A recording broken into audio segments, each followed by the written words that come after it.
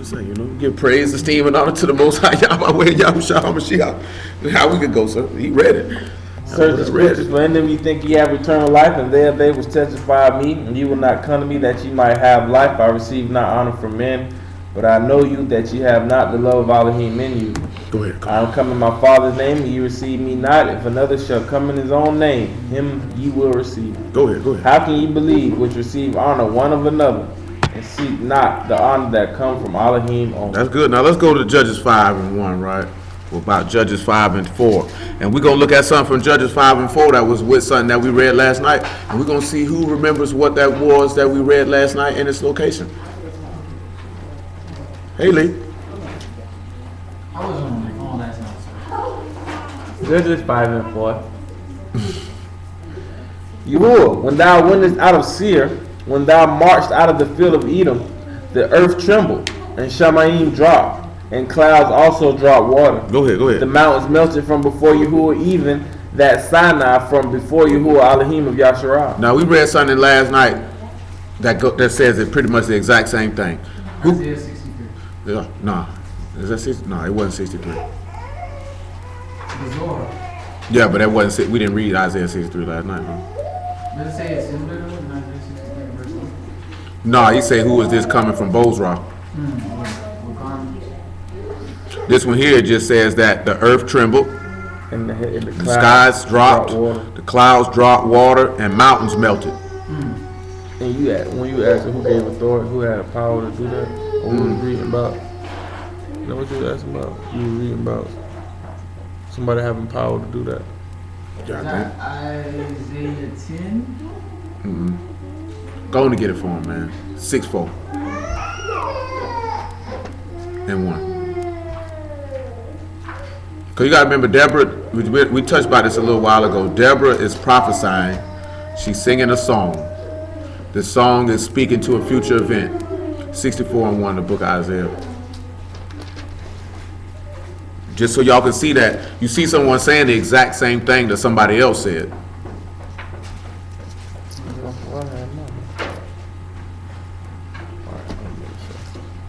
Yeah, Isaiah 64:1. It say, "Oh, that thou wouldest rend out Shamayim, that thou wouldest come down, that the mountains might flow down at thy So they presence." say the skies drop, that the mountains might go down. That's Isaiah 64:1. Listen, the next thing he said after that. As when the melting fire burneth, the fire causes the waters to boil. You see how he said that the mountains melt? Hello? See how he said the mountains melt? Now, why are these mountains melting? Let's look at 2 Thessalonians chapter 1 and verse 7 and see why they would melt. And this going to go along with what you just asked, because a lot of people don't know Elohim. So they're not going to know his children. 2 Thessalonians 1 and 6. Make it 6. Seeing it is a righteous thing that Elohim to recompense the tribulation to them that trouble you. That do the recompense what? Well, we're going to see this in the book of Judges. And we're also going to see this in Ezekiel 38. He said it's a what thing? A righteous thing. For him to pay back people who trouble you. We also read that earlier this week when we read in Joel chapter 3 when he said, since you sold my children, you think you're going to get a recompense? I'm going to pay your recompense back to your own head. Get that Joel chapter 3, just refresh their memory on that. That what goes into he that leadeth into captivity shall go into captivity, because he has to repay these people for their iniquity. Those who have troubled his people. And troubling his people is just not singular to the house of Yasharal. That's anybody that's in Mashiach. He see that's a righteous thing that he paid them back for that. Because remember what the master said, in the world you shall have tribulation, but in me you'll have shalom. Be of good cheer, I'll overcome the world. And another place, it just was in my mind and then it just dropped right back out. Hold on. In another place he say offenses must come, but woe to him that offenses that who the offense come. He also say if you offend any of my little ones, what did he say it was better for them to have happen to them? So it's a good thing and it's a righteous thing in Yahuwah's eyesight to repay tribulation to those who have troubled those that belong to him. It never pays to cross somebody who belongs to Yah, ever. Have you ever seen anywhere in the book where that worked out well for anybody who did that? You know what I'm saying? You can do harm to somebody. You know what I'm saying? People sit back and say that there, right? You put your mouth on somebody who Yah done sent or who is with, and you in trouble. And he ain't gonna come see you right then, because in y'all's eyesight, as we read last night, you talking about him, you sizing him. That's how he sees that. He doesn't see that in, he just said something about Will, man. It's all right, he can handle it. He look at it in, you just disrespecting and reproach me. Don't worry about it. I'll come see you. Don't even worry about it. And he come see you when he get ready. That's why he said you have a certain fearful look of the fiery indignation, because you walk around looking, you don't know when he comes. You seen that episode of Family Guy that time when Stewart told Brian he get one lick back after he burned him with that torch. All was just jumping, cause he don't know when he gonna hit him. You don't know when it's coming. That's why people try to delude themselves to believe in y'all with them after they done crossed them. But it's coming. Some people, it may not come till the last day. But it's coming though. Go ahead and read that, Joel. You know what verse it is? What is it, about verse 5? That's 4. Joel 3 and 4. It say, yea, and what have ye to do with me, O Tyre and Zidon, and all the coasts of Palestine? Will ye render a recompense? He said, will you pay me back? And if ye recompense me, swiftly and speedily will I return your recompense on your own head. I'm going to pay you back. Why is he going to pay them back? Because ye have taken my silver and my gold. You stole from me. And have carried into your temples my goodly pleasure. And you tried to keep it for yourself. Go ahead. The children of also of Yehuda and the children of Jerusalem ye have sold to the Grecians, that ye might remove them far So from I got to border. pay you back for the trouble that you caused them. I have to pay you for that. I have to pay you for that. This is also another place where you could look at where you say he that going, because he said, I take your children and sell them to the Sabians. Well, Isaiah 14 parallels with that too. What verse you? Isaiah 14 by 1, he said, I'm going to take back those captives. Get it 14 and 1. I know what he's talking about. God, man, like, I know they ain't going through like no slavery. No. We're just talking about with Joel and Isaiah 14 talking about. Well, they talking about us being captive. See, when we've been captive before, we never endured what we endured with these horrible people. Just like we never endured what our people who went on the other side of the earth dealt with them Arabs. Like when we were in captive under the Philistines and all them people, they didn't do us like that. They just had rule over you. You had to answer to them. You know what I'm saying? Some of them they did kill you, and some of them they did put hard labor on you. Like even when you're in Egypt, they put hard labor on us, but outside of killing the babies, you didn't see them really doing us like they did us over here. That wasn't Yah's will, so to speak. That was just them. Do you know what I'm saying? Because I forget the place where he said, I sold him in your hands, and you went too far with it. Do you know what I'm saying? That was all you. All that hanging you from a tree and beating your wife's stomach till the fetus come out and stepping on his head. Oh, that's all you. All that taking the babies and putting them at the feet of the swamp so the alligator can eat them, so you can catch the alligator and skin them. Oh, that's all you. And we don't even want to deal with what them Arabs did, because them people, they are sick. If we think white people sick, Arabs got them by 3. You know what I'm saying? By 3. But we just can only really speak on directly what we know we experience here. Like, y'all just seen the news story with them 2 white children taking a picture of them black kids and talking about slaves for sale. See, now here's more psychological, where in the Middle East, that junk's still physical, what they doing to our people over there. You know what I'm saying? See, now they feel like, these white folks over here feel like they civilized, so they can't get off like they want to get off and harming you. You know what I'm saying? But these people are sick, and that's all them. Coming up with abortion I forgot who I heard say, I think that was Dave Chappelle said that. Niggas don't even know what Planned Parenthood was made for. It was really made for because you didn't plan Parenthood, and we can give you a means to get out of it. You know, you had Barack Obama stand up years back and say, I don't think Planned Parenthood should be abolished because I don't want my daughter to pay for the mistake of having a child. Then she should have kept her legs closed. Do you know what I'm saying? She could have kept her panties on and just said, no, sir, I'm a lady. But she chose to do things that allows children to be born.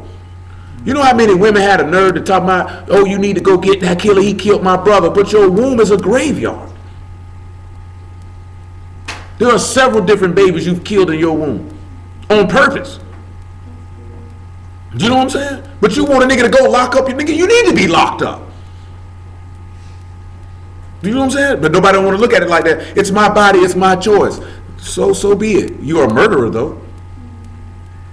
And you got to answer for that. I got a homeboy where that nigga feel like his luck, because you know how the people say that, my luck bad. He feel like his life ain't went in the direction he wanted to go because he told a woman to go get an abortion and pay for it. And he felt like for years nothing went his way because he did that. You know what I'm saying?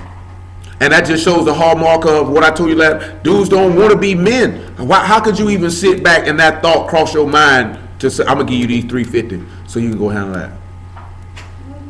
How can the thought cross your mind as a woman that you would be content with that? I'm not ready for a child right now, but clearly you were because you were ready to go have sex. So clearly you were ready to have a child. If you don't want to have no children, keep your legs closed and your penis in your pants, and you definitely don't have to worry about it. You know what I'm saying? But it shows the level of responsibility that's in people's mind. You don't really want to be a man. You don't really want to be a woman. You only want to do it when it's convenient for you. You know what I'm saying? Children is not as big as a bird as it is. It only seems like that because we live in a horrible society that makes it very expensive to take care of them. But if you got y'all on your side, it doesn't make a difference. That man say he's never seen a righteous doing what? Or what else? So I don't know what you worry about it for. You know what I'm saying? Your expectation come from him. I don't know what you worry about it for. Even if it's somebody in the house that ain't right, he's still going to provide for the person in there who is. You got book for that. Go ahead. Where you at? Isaiah 14 and 14 and 1. 14 and 2. Yeah, just give him one though. It say, for Yahuwah will have mercy on Jacob and will yet choose Yasharal and will set them in their own land, and the stranger shall be joined with That's them. good because I'm glad you said that because that is going to lead to what we're going to read in Ezekiel. He said he's going to take his people and set them in their own land. And who joined with them? The strangers. Now give me Galatians 3 and 27. Now why would these notice he say join what the strangers would be. Let's see what the word is. Let's not make a guess. I got a feeling, but let's not guess for a smart aleck nigga. What do you think it is? You know what I think it is. Levi?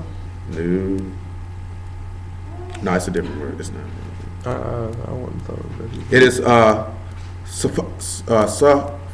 I can't pronounce that. You can do it. I got it in my brain, but it's not coming out of my mouth. It means to join or attach to or to be joined together. I was just thinking about a card. To join together and hold oneself together, attach oneself. So he say the strangers will be attached to Yasharal. Galatians 3 and 25 make it. Let's see what that say. Because it's still going to be in Ezekiel 38. But after that faith is come, we are no longer under a schoolmaster. For ye are all children of Elohim by faith in Yahushua. Now, I done asked y'all before, according to your understanding previously, when somebody said the law was the schoolmaster, what you thought that meant? I can tell you what I've heard. But what did you think that meant? You're talking about before or not? Before. Like, it's your foundation. What you thought it meant, Shayla?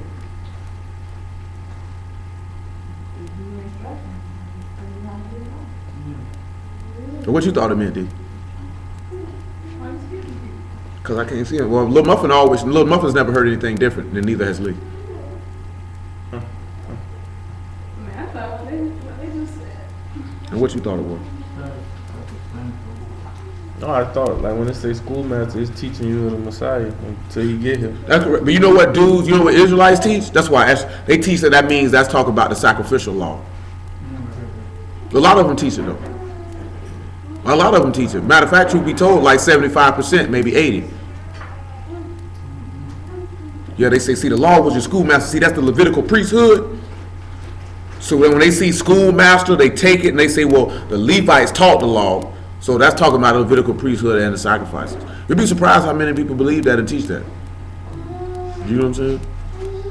But of course, it's what y'all just stated. The law was to teach you, to get you to the master. Average person can't see that. Go ahead, though. Yeah, 14. No, the reason why I ask, because you know, y'all done dealt with other Israelites, and they haven't. 14 and 2. Yeah. No. Finish that Galatians. Okay, for as many of you as have been baptized into the Mashiach have put on the Mashiach. Therefore, is neither Yahudim or Greek. There is neither bond nor free. There is neither male nor female. But what? Ye are all one. So if they one, that means they attached or they joined to him. Because it said a stranger's going to cleave to him. So you know most of them sit back and they look at, see they're going to be our captives and all this type of stuff. If they join to him, they no different than you. You know who's an example of that? Because I mentioned this, I forgot to mention her last night too. Because Ruth was actually taken to be joined to Boaz for a reason. You know what I'm saying? He brought them together. That was his will to bring them together. This woman has a book because that was his will to bring this woman together with this man. The fact that he even mentions that she is from who the one who birthed Jesse was really just at the end of the entire account.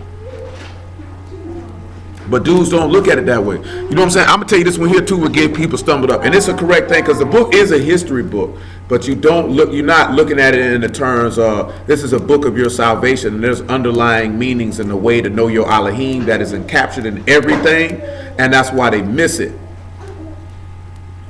Keep on going though, sir. No, we good on that. Now the other place where we sit back and look at is Ephesians chapter 2, like about verse 17. Huh? You want the last verse? Go ahead. It said, and if ye be of the Mashiach, then ye are Abraham's seed and heirs according to the promise. Then you are heir according to the promise. He said they'll be joined with us in our land.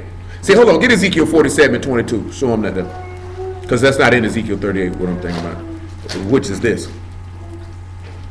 You know how many brews get mad when you pull? You know what's funny to me? Brews say certain stuff, you pull a verse up, they get mad. Don't get mad at me because you didn't even know the book like you thought you did. You're supposed to know that before you made that statement. You made yourself look stupid. I didn't make yourself look stupid. And truth be told, some of these niggas don't have to try hard. And it shall come to pass that ye shall divide it by lot for an inheritance unto you, and to the stranger that sojourneth among you. To the who? The stranger that sojourn among you. Oh man. Which shall beget children among you. Oh man. And they shall be unto you as born in the country. They'll say if they gonna be as you as born in the country, what would that make them then? Among the children of Yasharal. That means it would be neither bond nor free, no Yahudim, no Greek, but they all the same then, didn't it? Because if they one is born in the country, what would that make them according to the law? What does the law say, right? The law say love your who? Your neighbor is considered to be what? Somebody born in the country. Or your brother. And your brother is him that do what? So in his eyesight, they ain't no different than you. Could you say that about Rahab? She wasn't born in the land, yet she had a lot of inheritance in the land amongst the people. What about the Gibeonites? Same thing. And then what about Ruth? Same thing. Ruth got to go dwell in the land of Yehuda, where Boaz people at the resurrection. She got to go dwell there. You know how many niggas will be like, oh, that stranger can't come in here, and they be looking at it, don't worry about it, nigga, you ain't coming in here.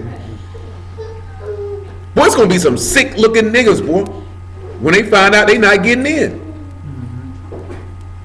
Get that Ephesians 2:17 real quick. And guess what that'll make a nigga, you know how many Hebrews will kill a nigga, you tell him that person getting in for you? The people got mad at the master when they told him, surely a prophet is not without honor in his own home. Surely there were many widows in Yasharal, but yet he sent Elijah to a widow woman in Tyre and Zidon. There were many lepers in Yasharal, yet only one got healed, was Naaman the Syrian. They wanted to kill him for that. They said the harlots is going to make it in before you. But he was talking to the scribes and Pharisees. Now that was a little different. But what I'm talking about is he directly said that Yah healed and saved strangers. Even though there were plenty widows for Elijah to dwell with, I sent him over here to this one. There were plenty lepers in Yasharal. I healed Naaman the Syrian. They wanted to do something to that man after he said that.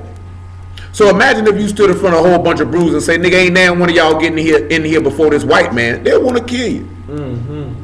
Oh, that he's a cracker lover. He love Esau. All right, bro. You know what I'm saying? It is what it is, my nigga. Go ahead, though. Ephesians 2. 2:17.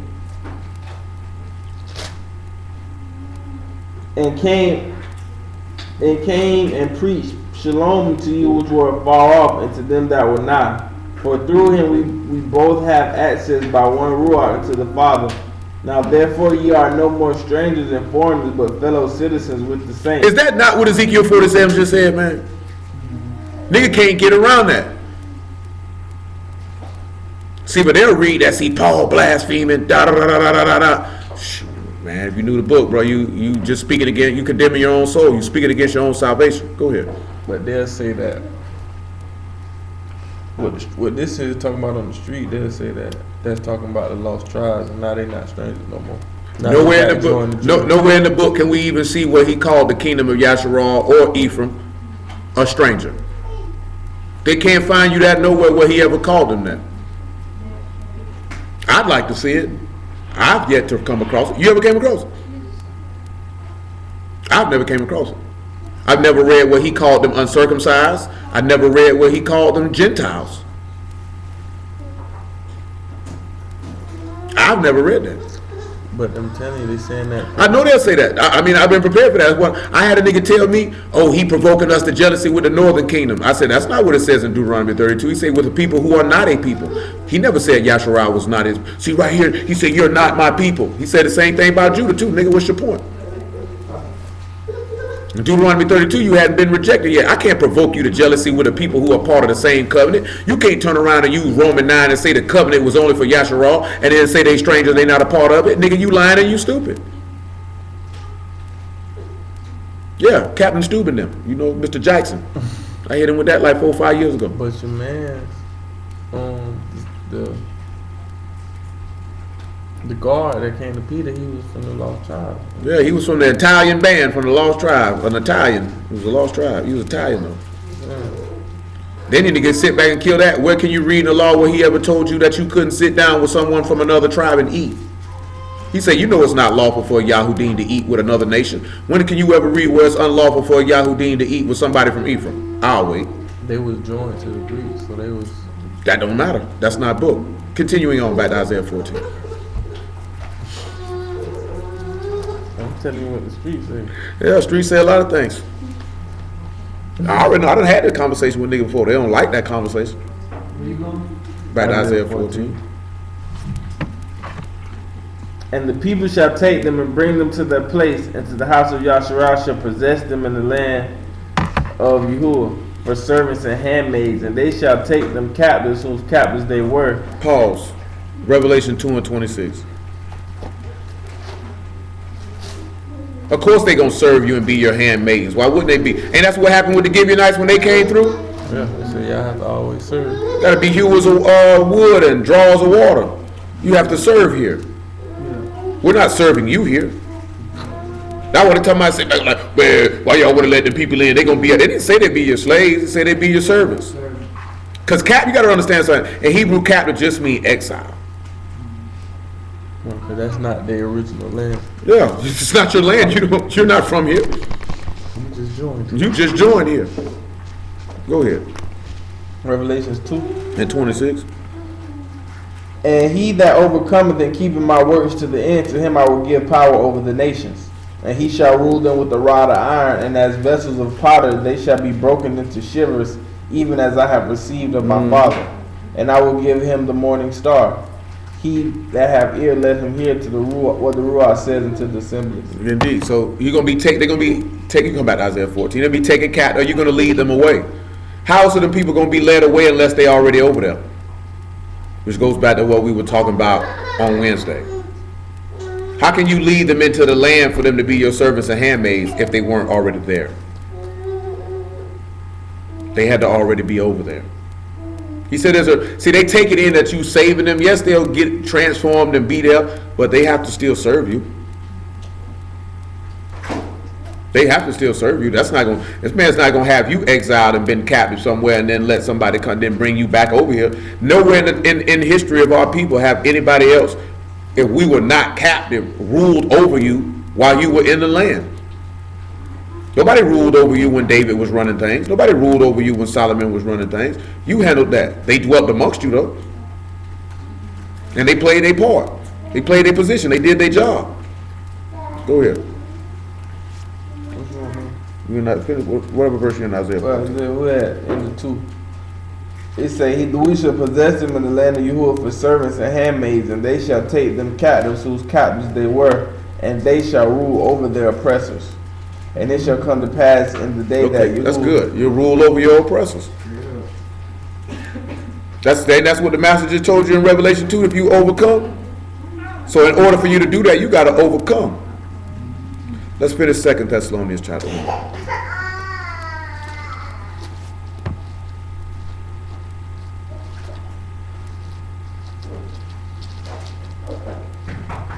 Pick it up again at verse 5.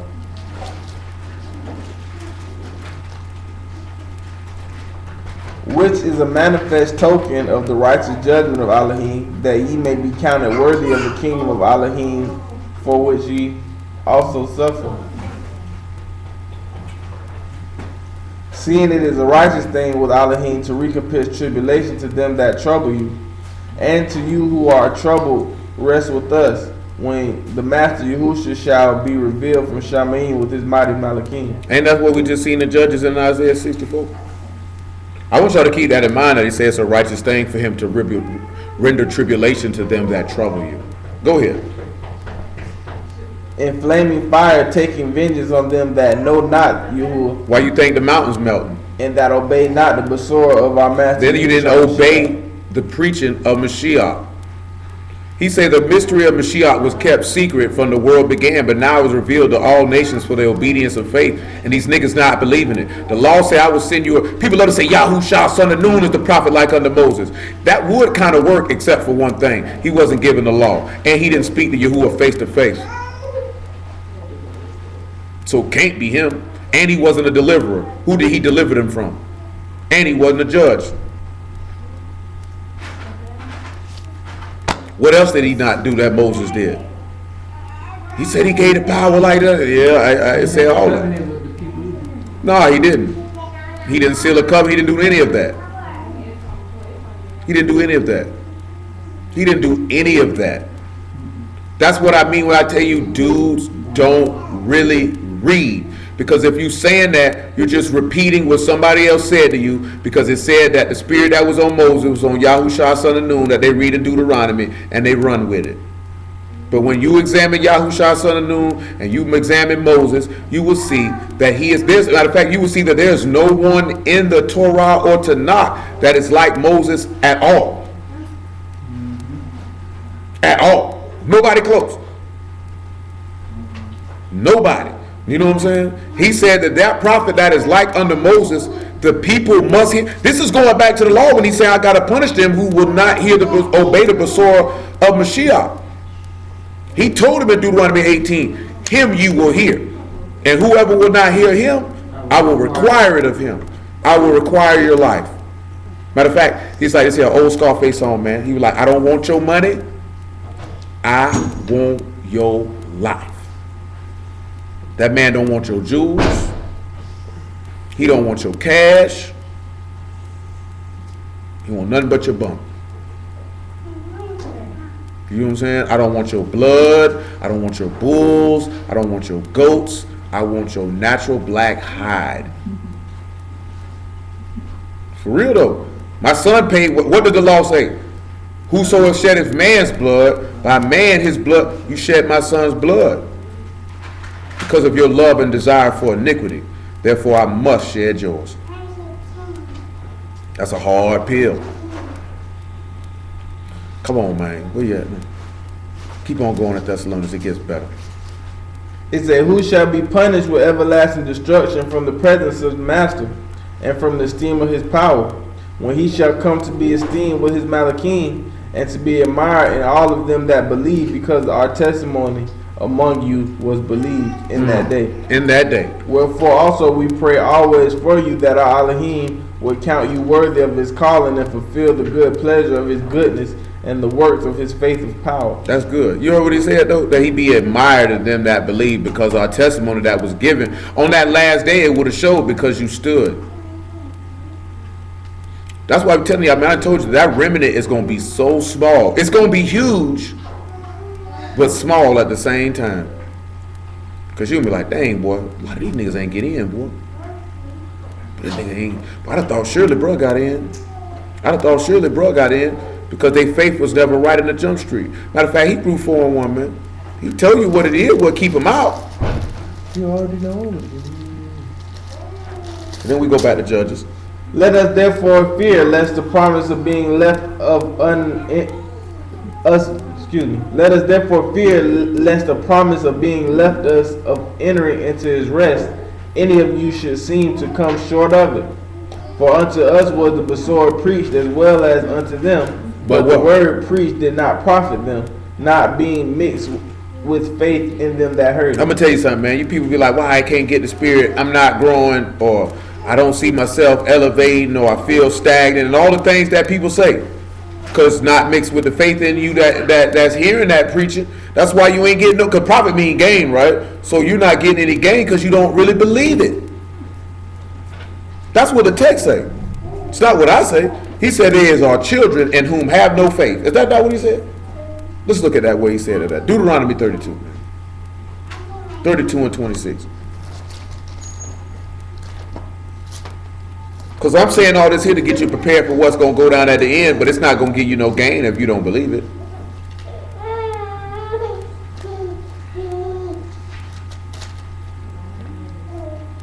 I said I would scatter them into the corners. I will make the remembrance of them to cease from among men. Were it not that I feared the wrath of the enemy, lest their adversaries should behave themselves strangely, and lest they should say, "Our hand is high, and Yahuwah have not done all of this." For they are a nation void of counsel, neither is there any understanding in them. That man said this people here is void of recommended course of action, and they don't got no insight. Does that not sound like our people right now? Because, boy, a nigga take advice and counsel from anybody. You know the dumbest thing in the world for a nigga to do? You know a nigga's not really right with y'all. Regardless if they profess to serve him or not. You know this nigga ain't really right, and you'll take advice from him. You'll listen to a nigga who really is bad off as you are. You know what I'm saying? But shoot, he in the word, he in the truth though. But you know he dumb though. You gonna listen to this nigga? You better off listening to a dog. Ask the dog what you should do. Maybe y'all open his mouth and tell you what to do. But we do that though. You see people ask advice for niggas on Facebook that's in the word. Why would you ask counsel from all of these niggas? Y'all see people who ask open-ended questions. What should I do? I don't know what to do. Well, you need to find you somebody has some sense and one of them directly versus ask this open question in front of all these dummies. Go ahead.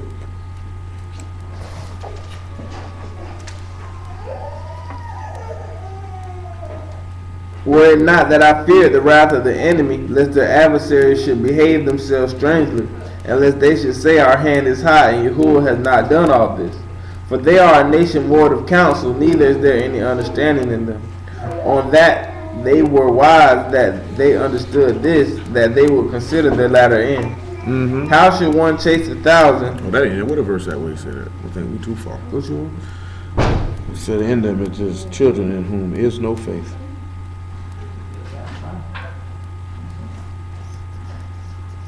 Oh, we had 20.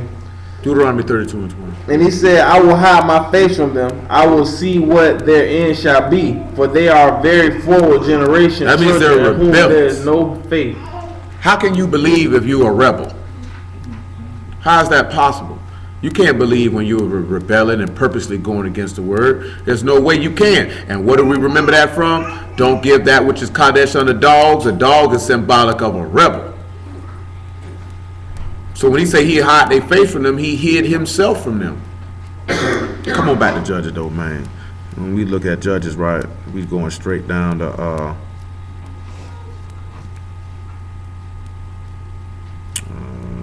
verse 9. Nah, we don't want to do verse 9 quite yet. We talked about that the other day. Verse 12. Judges 5 and 12.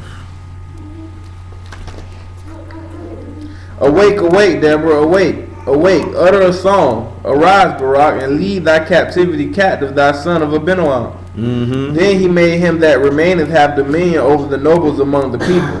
Yahuwah have made me have dominion over the mighty. Who can remember what verse you can use to justify this statement? It says, then he made him that remain have dominion over the nobles among the people. Yahuwah made me have dominion over the mighty.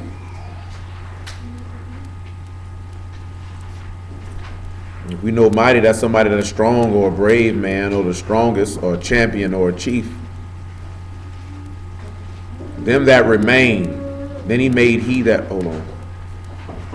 Oh, I got you, man.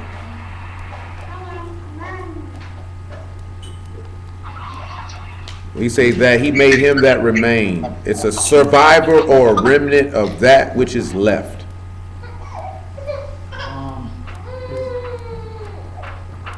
And he made it, he said, and so him that is left has dominion or rule over the nobles among the people. Great, majestic achievement of servants among the people. So who is he that remains? Who is him that is a remnant or a leftover? Who is the he?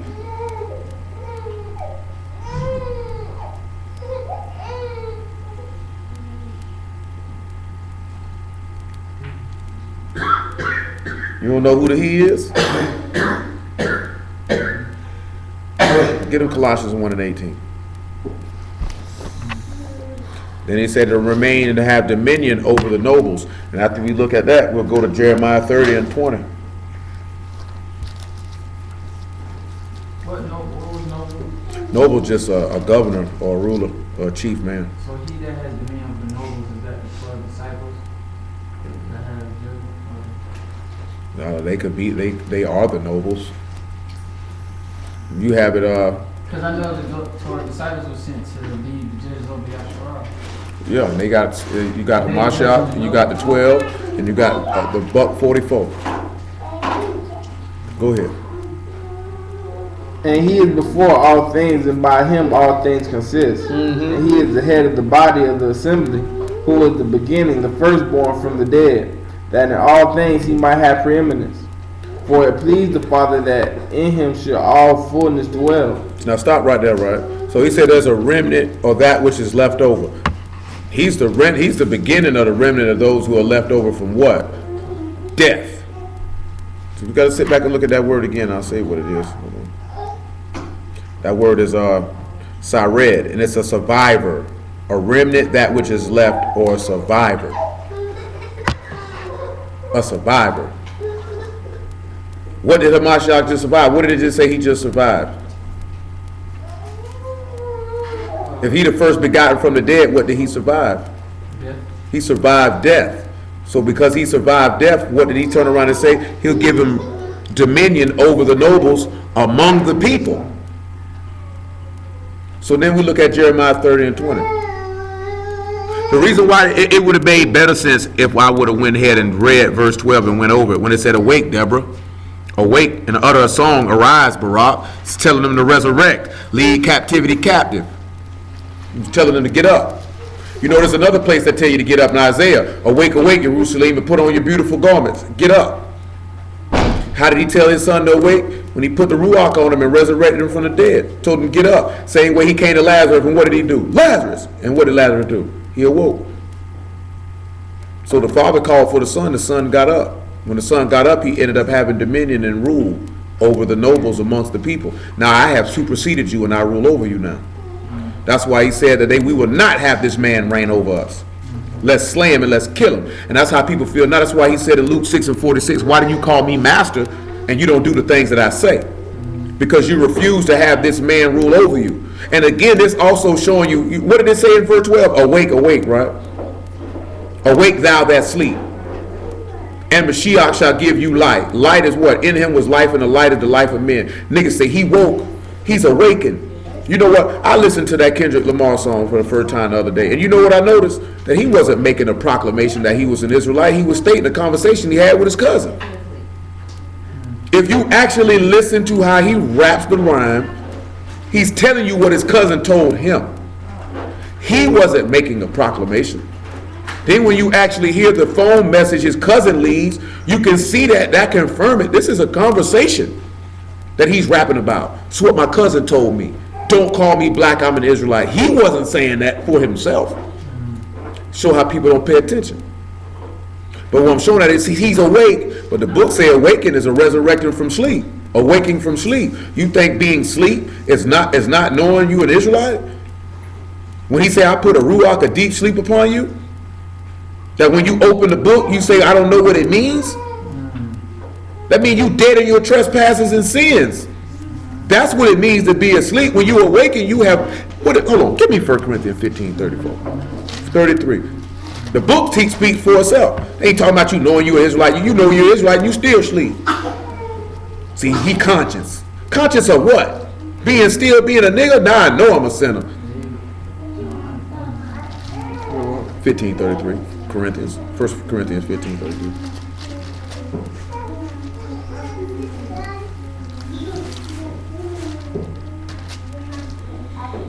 Be not deceived. Evil communications corrupt good manners. Sure do. Awake to righteousness. Awake to what? Righteousness. To what? Righteousness. Wow. And not sin. And don't what? And not sin. And don't sin.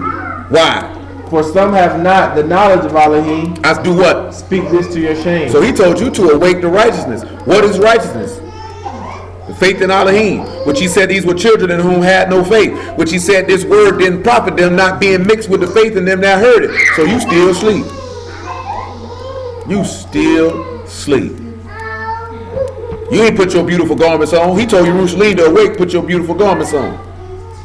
Niggas still got their filthy clothes on. You still got the flesh on. You still sleep. Come on back though, man. Judge chapter 5. Hold on, we reconcile that Jeremiah 30 and 20. Make it 18 though. Oh, new muffin.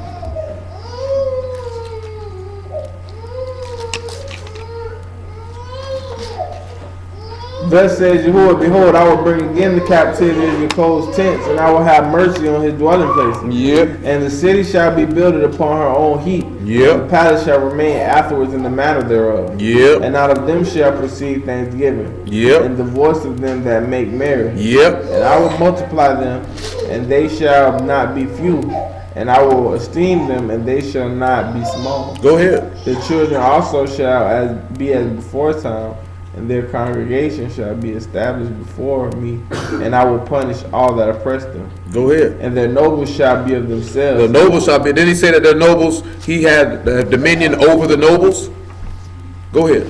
And the nobles shall be of themselves, and the governor shall proceed from the midst of them. And I will cause him to draw near, and he shall approach unto me.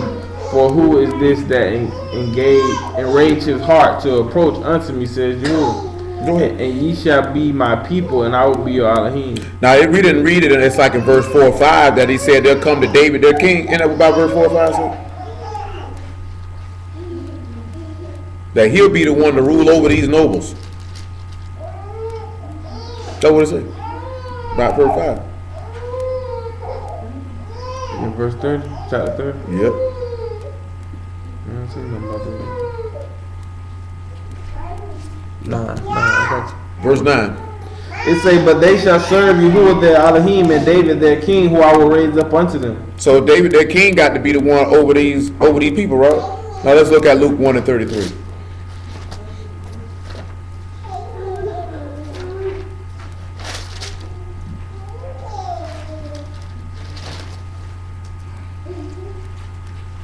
It say, and he shall reign over the house of Jacob forever, and the end of his kingdom there shall be no end. Mm-hmm. Then said Mary unto the mouth of the king, how shall this be, seeing I have known not a man? He good. Go to 32. All right, man.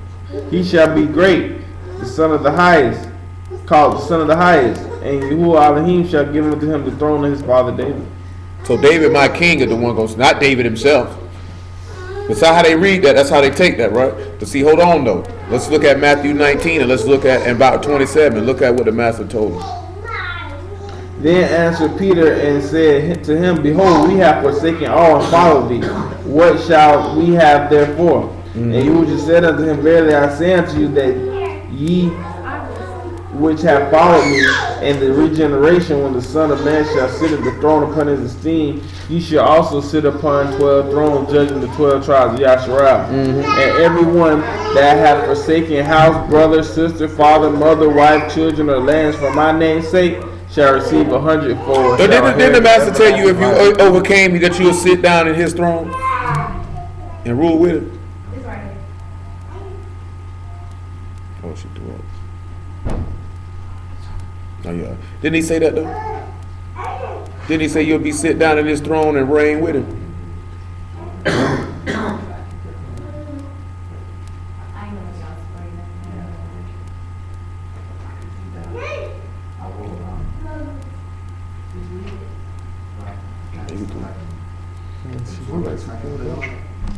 Yeah. That was wrong. She ate something bad. Made my tummy rumble. Now it's gone. I feel better. I released my inward parts. You all right? I released my inward parts. Mine. I always used to happen when something rumbling around and wasn't feeling right. Good throw up always It always seems to do the trick. brings you back. But you know the key thing, right, is these people don't want this man to rule over them. They ain't no different. They don't want nobody to rule over them. They want to go back like it was at the end of the book of Judges. There's no king in Yasharal, so every man did which was right in his eyesight. So they're quick to sing, Yahuwah's my king. No, he ain't, nigga, because you're still sinning, you lying bastard, you. See, we don't need no sacrifices. He told us, give us our lips. You keep believing that. You know your Elohim need blood. He want it. He requires it. A covenant ain't sealed without it. So if you tell me, see, this how you get niggas. So you tell me, right, okay, ain't no new covenant, right? Mashiach ain't real, all that stuff you want to say. Then as a people, we are doomed to die in this place. You're doomed to die here. Because that means that other covenant which your ancestors broke is still in effect, and he's not going against his word for you, nigga. So that means we scarred. You know what I'm saying? So guess what happens? This is the reason why this happened. This is why this is important. This is what I'm telling y'all. This is why we read it last night, right? Didn't it say the beast would come up and teach the people and give them insight? That's how these niggas gonna fall for the false Mashiach, because they gonna be like, JC ain't the one. But when they see this man doing A, B, C, D, E, F, G, that's the one. And he gonna sit down and teach them and make them believe that he's the one. That's why he gotta be black, he can't be white. The beast, he can't be white. Ain't no white, ain't no red. I don't know now. No, at the same token, I know some Brews will follow behind them white Jews over there. They do it now. I'm a bit more than you think. When it comes to that biblical Hebrew, bro, that's who they learning it from. That's who they learning it from. That's what that dude told me last week. You don't uphold no scholar, this, that, there, and the third. No, not at all. He may come before we get over there. 9 times out of 10, Buddy already walking the earth. Yeah, I know. I feel like I know. You know what I'm saying? He just doing his thing, just waiting on his time, just like the master was doing his thing, just waiting on his time. Come on back to what we was Judges 5. No. That ain't what I want. Jeremiah. No, we got to show how he got dominion over the mighty. Let's come over here to Deuteronomy chapter 10, by verse 15. Make it, matter of fact, make it 12. Make it 10. Deuteronomy 10 and 10. One nigga gonna have dominion over the whole world. I know what the book said. Yeah, you gonna have dominion. Nebuchadnezzar did. It say, and I stayed in the mount according to the first time 40 days and 40 nights, and Yahuwah hearkened unto me at the time also, and Yahuwah will not destroy thee. And Yahuwah said unto me, arise, take thy journey before the people, that they may go in and possess the land which I swore unto their fathers to give unto them. Mm-hmm. And now, Yasharal, what doth Yahuwah Elohim require of thee, but to fear Yahuwah the Elohim, to walk in all his ways, and to love him, and to serve Yahuwah with all, Yahuwah the Elohim with all thy heart and with all thy soul, to keep commandments of Yahuwah and his statutes which I command thee this day for thy good. Yep. Behold, Shamaim and Shamaim of Shamaim is Yahuwah's, thy Elohim, and the rocks also which with all that is therein. Only Yahuwah had a delight in the father that loved him, and he chose their seed after them, even you above all people that sit as it is this day. Circumcise therefore the foreskin of your heart, and be no more stiff-necked. Mm-hmm. For Yahuwah your Elohim, your Elohim is Elohim of Elohim, and Yahuwah a master of masters, the So great Elohim, the mighty and terrible. He just told you he king of kings, right? And all that. So he said he got dominion over whoever. So a lot of people feel like, see, the New Testament is plagiarizing because you see a lot of things that are attributed to Yah or attributed to Hamashiach. But according to the law, why are these things done? Why is that the case? If it just say that Yahuwah said he King of Kings and Master of Masters and he the first and the last, ain't that what it said? And then you see Yahushua, it says he said he the first and the last. He said what his father do, he do likewise. But I'm talking about out the law. You can for somebody who don't believe in this man, you can't. They're not going to accept that.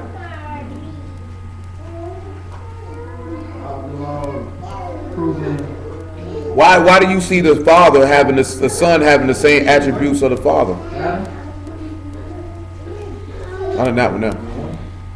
In Genesis 49:1, right, it tells you that Reuben is the firstborn, and that's the excellency of his strength. Does not the law say everything of the father's got to go to the firstborn? Does not Genesis 25, does not it tell you that Abraham, the exalted father, gave everything to his only son Isaac? He gave him everything that he had. So everything that was attributed to Abraham was attributed to who? So when you saw Isaac, you saw who? That's all it is. Now some of the brothers will believe it and some will not. You know what I'm saying? And guess what the father said he'd do for you? He said he would render you double. Give me that, man. Zechariah 9 and about 10. So you have to understand everything. Well, we just read that Revelation 2, right? Which was really Psalms 2. Everything that the Father has, he's going to give it to his children. He's going to give it to you. He's going to give you the same thing. It's going to be nothing different. Dudes don't really believe that he's going to do these things. Go ahead. He says Zechariah 1 and 10. 9 and 10. They say he happened yet. They always say, and he, look the first thing they scream, he ain't saved us from nothing. We still in captivity. He never once said he was going to deliver you from captivity upon his first coming. He never said that. He said you were going into captivity, actually. He never once said at any time that I'm going to deliver you from captivity. Those words never came out of his mouth. He said, I will deliver you from captivity, not the captivity that they're looking for, because they don't want that freedom. They don't want that. They like the sin. And then they say, all I got to do is render the calves of my lips. Go ahead. Zechariah 11. 9 and 10.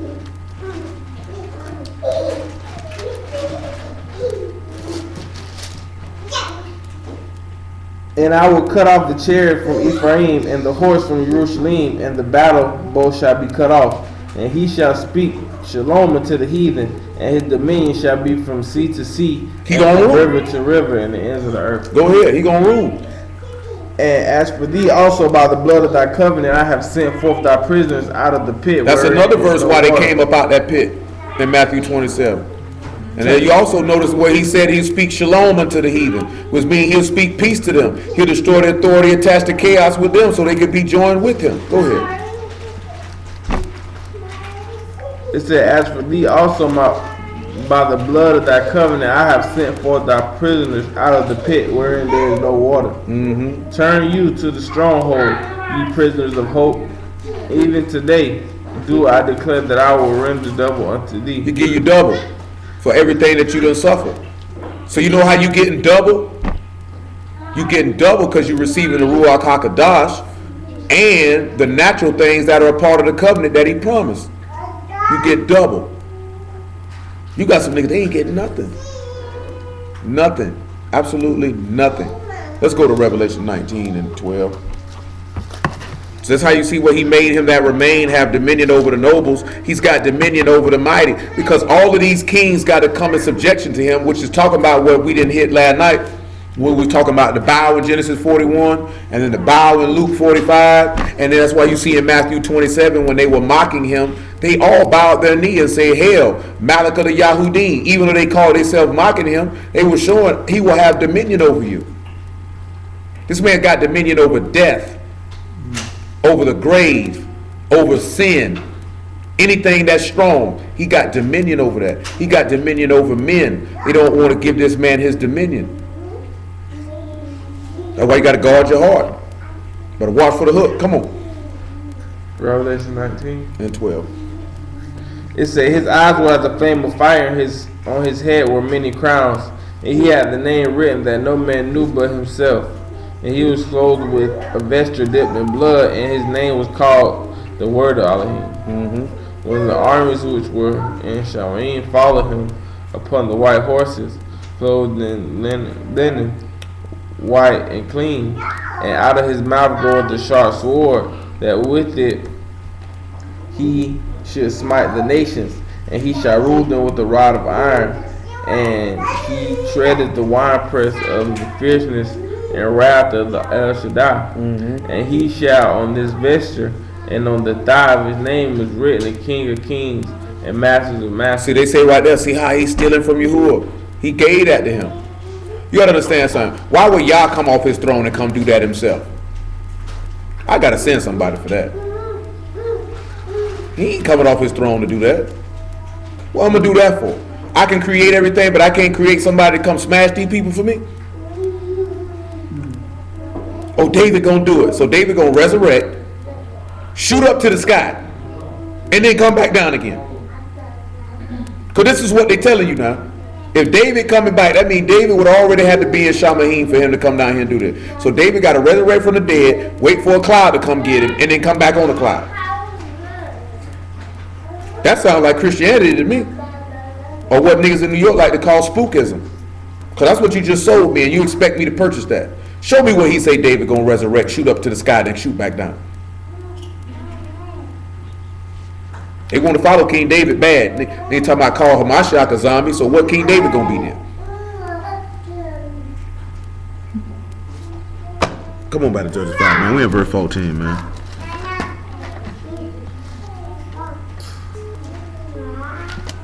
Man, they call him a zombie, dude. Yeah, they do be calling him a zombie.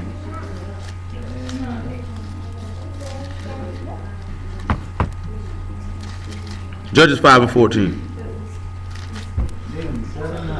It says, out of Ephraim was there a root of them against Amalek. After thee, Benjamin, among thy people, out of Machir came down governors, out of Zebulun, they that handled the pen of the writer. Now start right there, right? Y'all remember what Ephraim means? You remember what Ephraim means? Do I remember what the name means? What the name means? Was it like multitudes? Sailor, you remember what Ephraim means? It's not joined in the multitude. Any of y'all back there remember what Ephraim name means?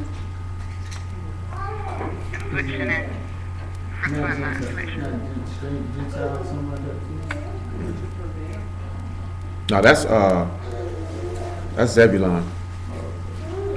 Ephraim and Kir just said it, y'all couldn't hear. It means to be fruitful in my affliction. So when he say I'm fruitful in my affliction, he say there's a root. That word root is sheresh, and it literally means firmness or a rock. My bad, or a root. So if he's saying out of Ephraim there was a root against Amalek, what do you think that he's trying to express to us? There's a root out of Ephraim, out of those that are fruitful of affliction, there's a root against Amalek. Who is Amalek, and why is that important about Amalek? Ain't he the grandson of Esau? That he is. Do any of y'all know what Amalek did? He led us through when he left Egypt. Not specifically. Well, he didn't help us by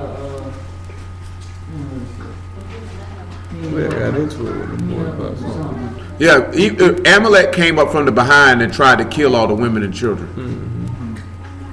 So what did y'all say he would do to Amalek?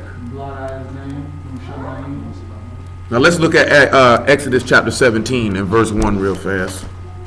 Because he said there's a root of them against Amalek. If they're against Amalek, that means they would have an opposition or it'd be a little conflict. Exodus chapter 17 and 1. And all the congregation of the children of Yasharal sojourned from the wilderness of Sin after their journey according to the commandment of Yahuwah, they prince in Rephidim. And there was no water for the people to drink.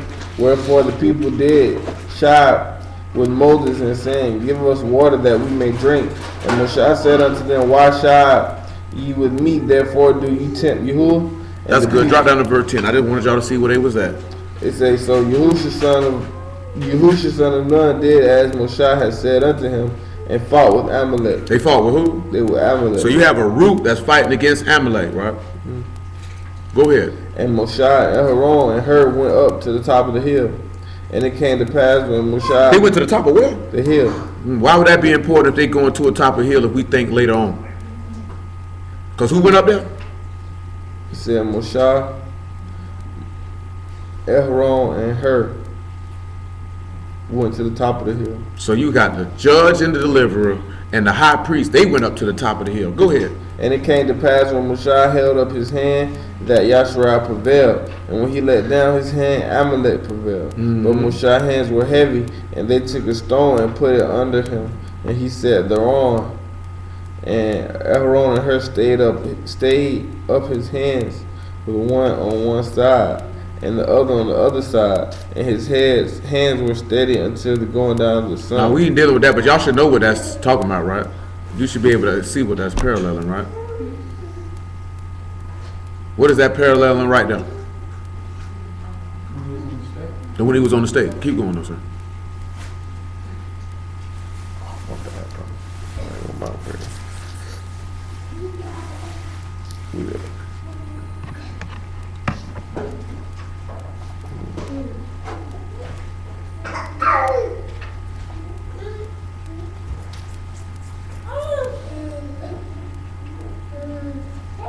Okay, what was that, top of the hill? No, you were when the sun went down. Yeah, to the down of the sun. Yahushua discovered Amalek and his people with the edge of the sword. With the what? With the edge of the sword. And Yahuwah said unto Moshe, write this for a memorial in the book. Write it well? And a memorial in the book. Why? And rehearse it in the ears of Yahushua. Tell it to him. For I will utterly put out the remembrance of Amalek. He told him to rehearse that or to repeat this to this man, because I want him to know that I want these people dead. Now let's go to Numbers 24 and 17. Make it 15. I want these niggas dead. I want his family dead. I want his house burnt to the ground. Just 14. Yeah. He say when I go to the house in the middle of the night, I want to piss on his tail. So y'all know about that movie.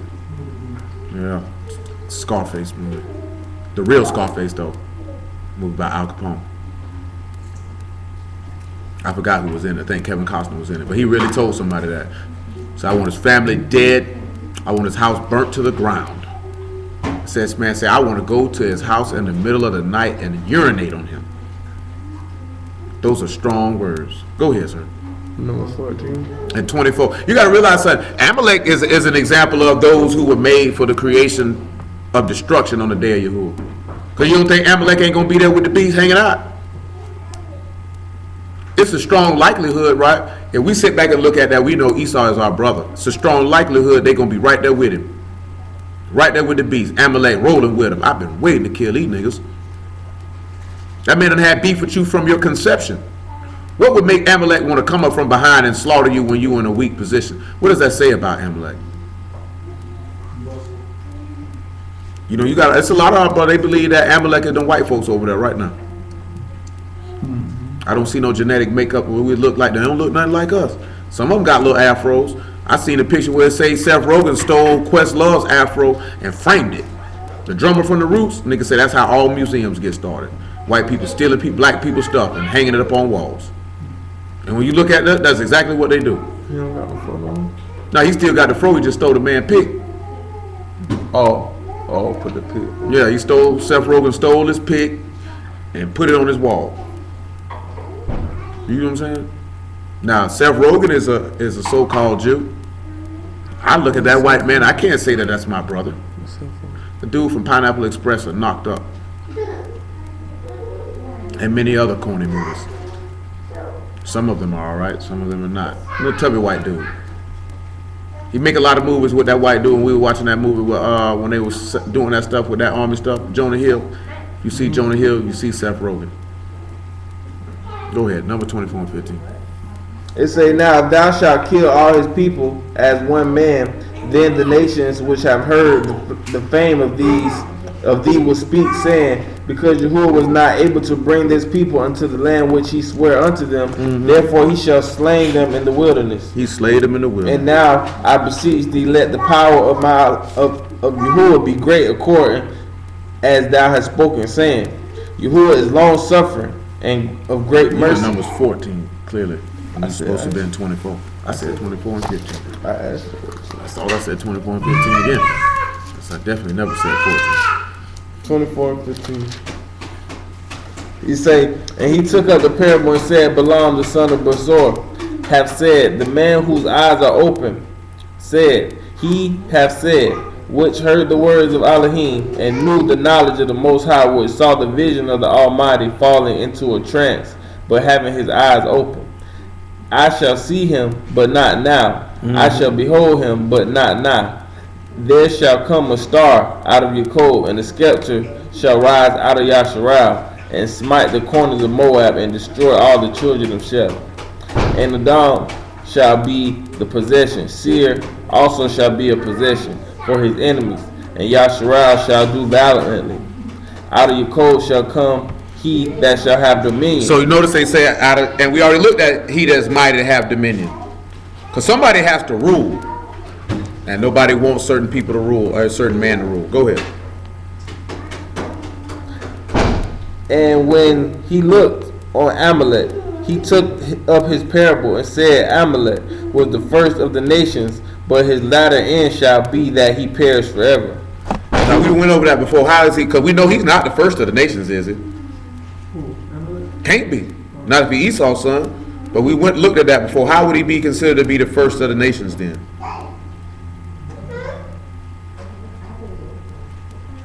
You just read it how he was the first of the nations. That's the first nation that ever rose up against you in battle. No one had ever came against you and tried you at that time. But here come old Amalek. I'm going to cut that nigga. Come over here to Psalm 83. You know they love to read that chapter on the street, don't they? 83 and 1. Y'all know they like to read that, don't they? What you Keep like? not thy silence, O Elohim. Hold not thy shalom. Hold not that what? Thy shalom. Then we already read, he say he'll speak shalom in Zechariah 9.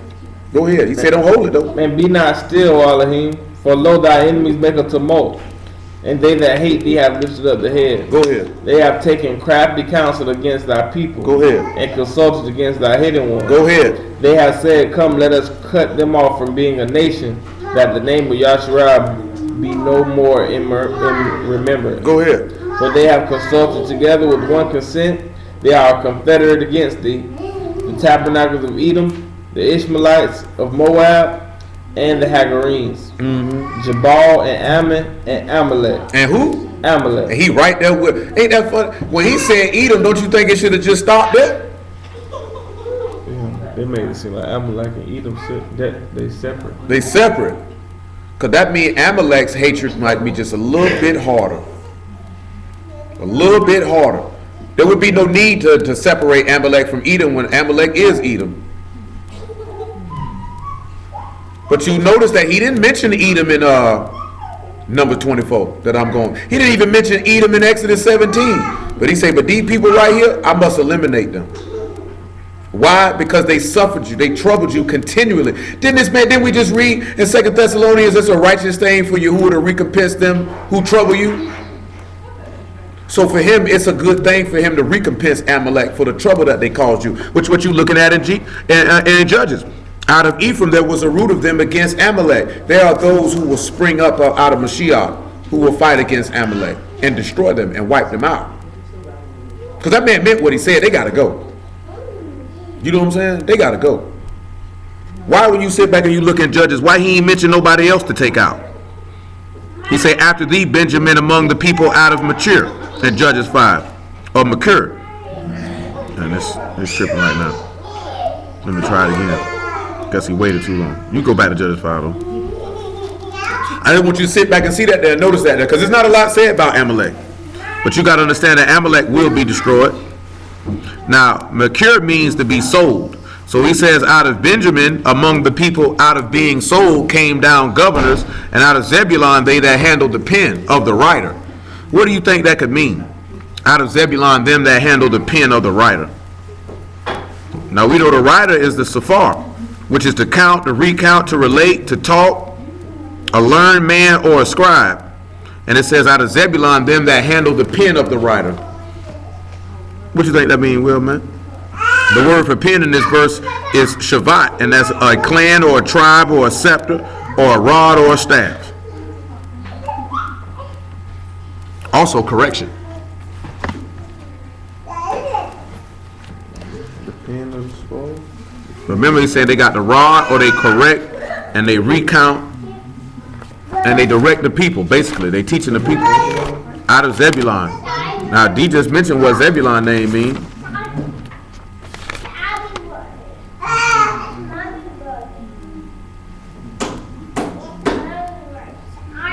Zebulon name means to prevail. So if you from Zebulon, I'm sorry, that means to dwell. That's my bad. So think about that, right?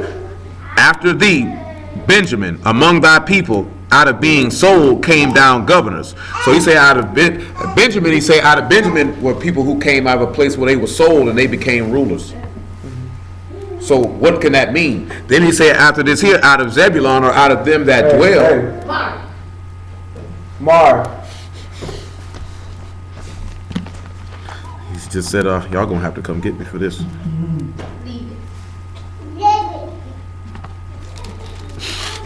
She came like she was finna striking. Stop.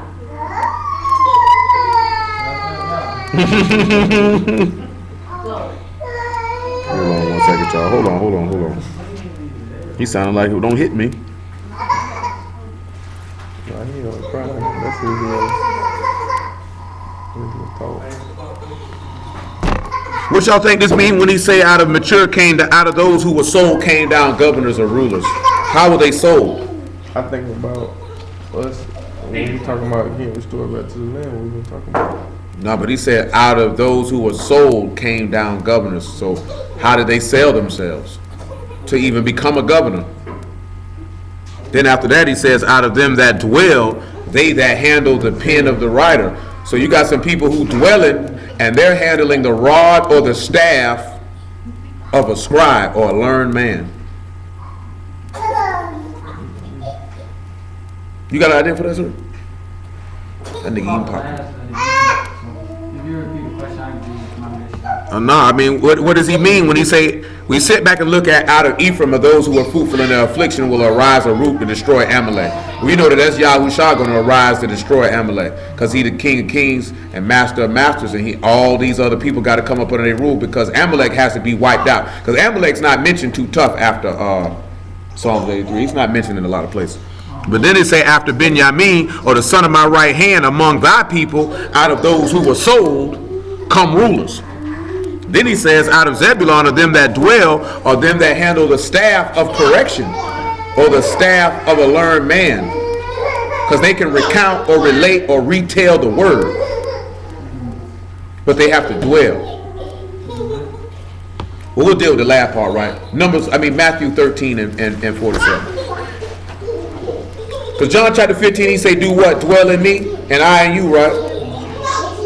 John chapter 13 and verse 20, he say, no man, he say, whoever receive whomsoever I send. So you have to be dwelling in the Mashiach to even be able to preach the word. And that would also take us back to what? That men have been chosen before the foundation of the world. Did he not tell Jeremiah before you were born, I knew you and sanctified you to be a prophet to the nations? I've already set you apart to go do this. Come on. Again, the kingdom of Shamayim is likened to a net that was cast into the sea and gathered of every kind, which when it was full they drew to shore and sat down and gathered the good unto vessels, but cast away the bad. So shall it be at the end of the world, when the Malachim shall come forth and sever the wicked amongst the just, and shall cast them into the furnace of fire. There shall be wailing and gnashing of teeth. Go ahead. Yahushua said unto them, have ye understood all these things? They said unto him, yea, master. Then said he unto them, therefore every scribe. Every what? Every scribe. So that means every Safar. Everyone. Which is instructed into the kingdom of Shamayim is likened to a man that is a householder, which bringeth out of his treasure things new and old. So he's like of a man who brings things out of his household. So he has the staff or the rule or the rod to correct and lead the people. Go look at what it is. Hebrews chapter 13. 13 to 16.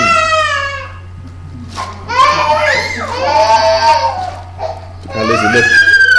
So it ain't me.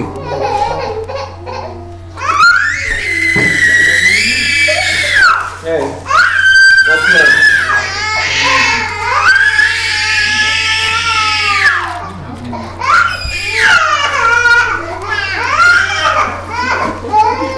Hebrews 13 and 16. It said, but to do good and to communicate, forget not.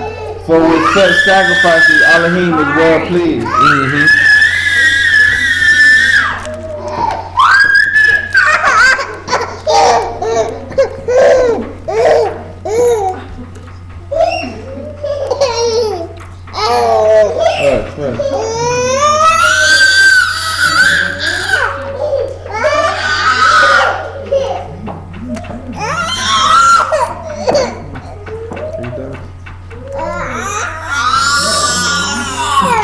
No, you might want to pass him.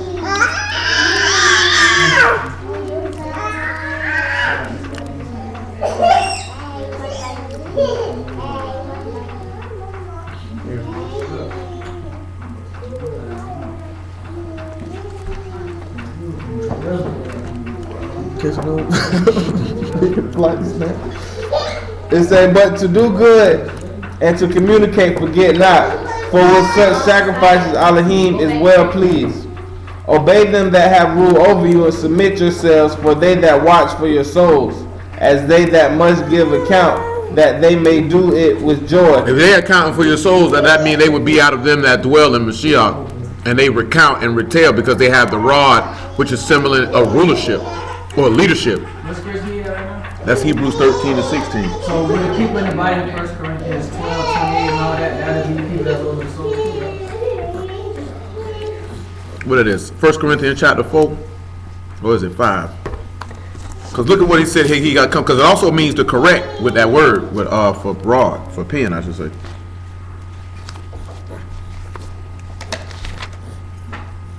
First Corinthians chapter 4, right?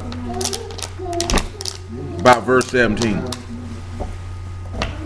Make it 15. 1 Corinthians 4 and 15.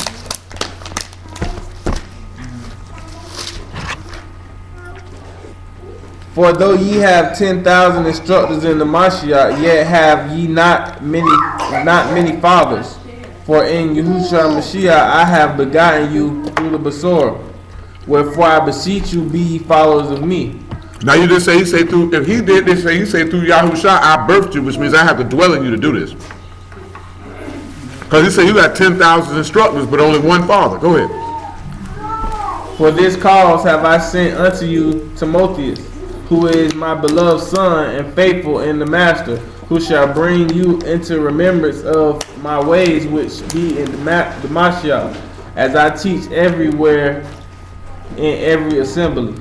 Now some are puffed up as though I will not come up to you, but I will come to you shortly, if the master will, and will know not the speech of them which are puffed up, but the power.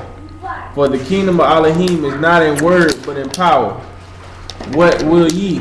Shall I come unto you with the rod? With the what? With the rod, or in love and in ruach, and in the ruach of meekness? No, you know, sit back and look at it right now. You know why he telling these people? Because he said they had been wilding.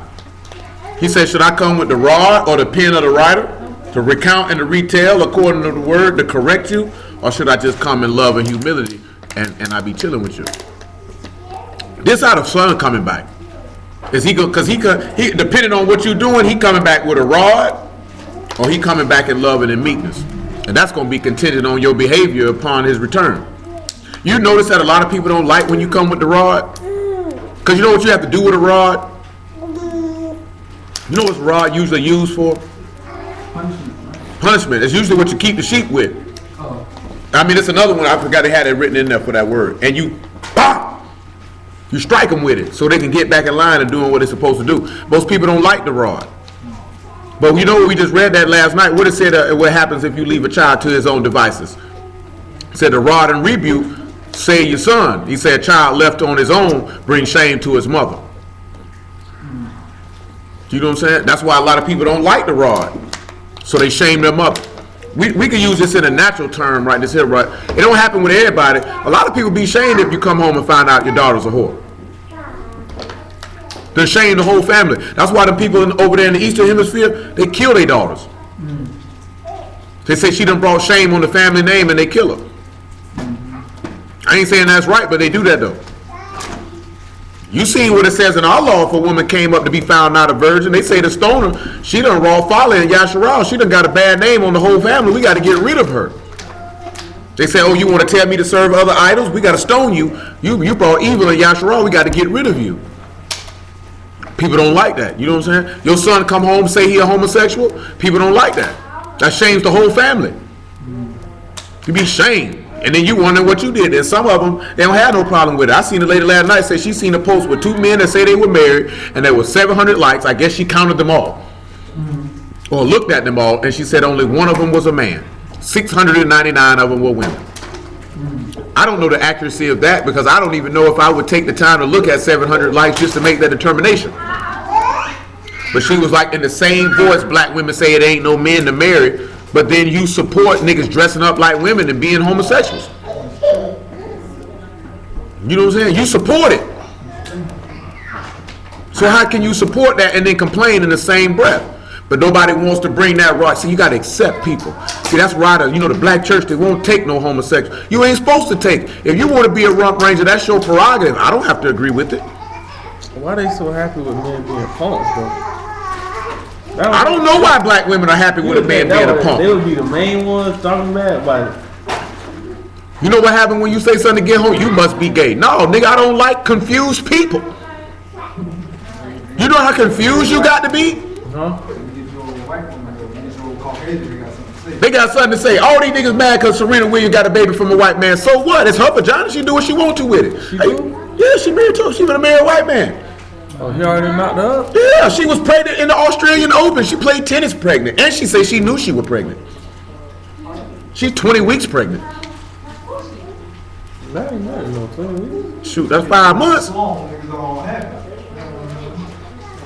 Then somebody posted an article. They say they mad because Serena say that white man done treated her better than any black man she ever been with. When it may not necessarily be because he's white. It just might be he done treated her better than any man she ever been with. That might have been what she actually said. You know, you can't always go by what the people say in them articles because sometimes they misconstrue people quotes. I mean, Eve said the same thing. She's married to a white man. Yes, she is. You got niggas feel like she's a bed wench. She only married that white man because he a billionaire. Maybe she treated him. Maybe she liked him and he treated her good. I don't know. I don't really care. You know what I'm saying? I ain't never seen so many grown men concerned with a woman do with her vagina. It ain't your vagina. You ain't got to lay with her, take care of her, or live with her. You know what I'm saying? So what you care for? Yeah, they like to say she having the devil's baby. Sound like to me some of you niggas were beating your meat at night thinking about Serena. You mad she with a white man. Well, these are Hebrews who say this here. And they be chasing after white. Yeah, because that's what some of them feel. They got that 12 tribe chart so they can marry these heathens. I say, man, who you want to marry? They gonna serve y'all. That's all that matters. I don't care who you marry. That's no concern to me. But if you tell me, yeah, my husband beats me or he lies to me, well, I wouldn't tell you to marry that nigga. I'm gonna marry him because I love him. I hope you get the worst of everything. Because you're making a stupid decision. You know what I'm saying? If you know it like, hey, this nigga do me like, oh, he cheats on me, and you gonna marry him anyway? He doesn't work. He spends up all my money, and you're gonna marry him anyway. I hope he take more of your money. I hope y'all end up living in a cardboard box. Because you had a chance to not make this bad decision before you did it. And you did it anyway. You even acknowledging I shouldn't do this. And then you go do it anyway. So then you think I'm supposed to say, prosper? Have a good life? No, nigga, crash and burn. You stupid. Your man's stupid. Everybody's stupid. You know what I'm saying? I seen a brother say, I ain't saying you're stupid, but he said you have a hard time making good decisions. You know, I said, well, that nigga a fool. But hey. That was kind. Hey, it was kind though. I'm not saying you're stupid. Just seems like you have a difficulty making good decisions, and some people do. But that don't always make them stupid though.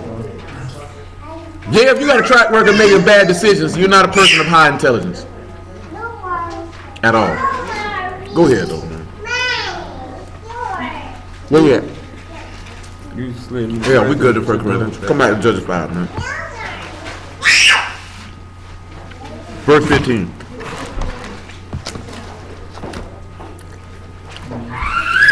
It says, and the princes of the Issachar were with Deborah, even Issachar, and also Barak, for he was sent on foot to the valley.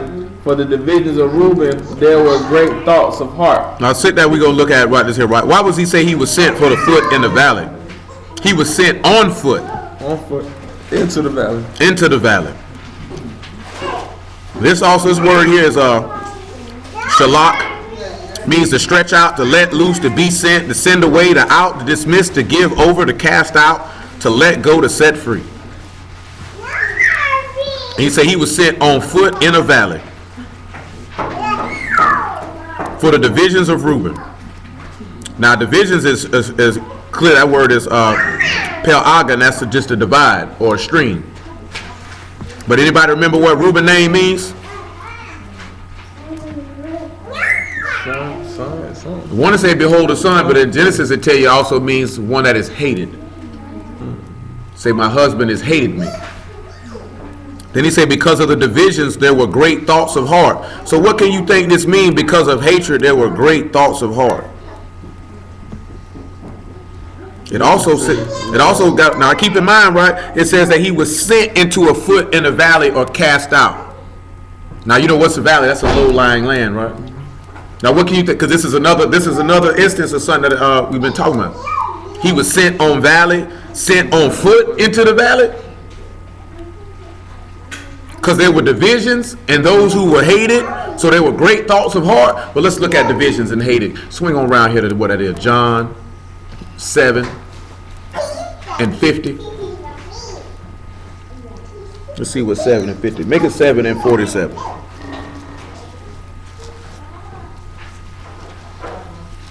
It's hard to get Ezekiel 38 because Ezekiel 38 is after everything.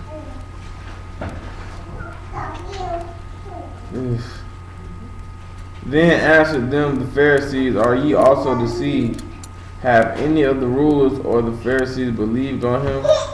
But this people who knoweth not the law are cursed. You know what he just said? Look at what he said, right? Because you got that. You talking kind of low. So you talking kind of low. Yeah. Make it 45 though. It say, then came the officers to the chief priests and Pharisees, and they said unto him, why have ye not brought him? And the officers answered, never man spake like this man. Then answered them the Pharisees, are ye also deceived? Have any of the rulers or the Pharisees believed on him? Has anybody believed on him? But this people who knoweth not the law are cursed. If you don't know the law, you good and down. Go ahead.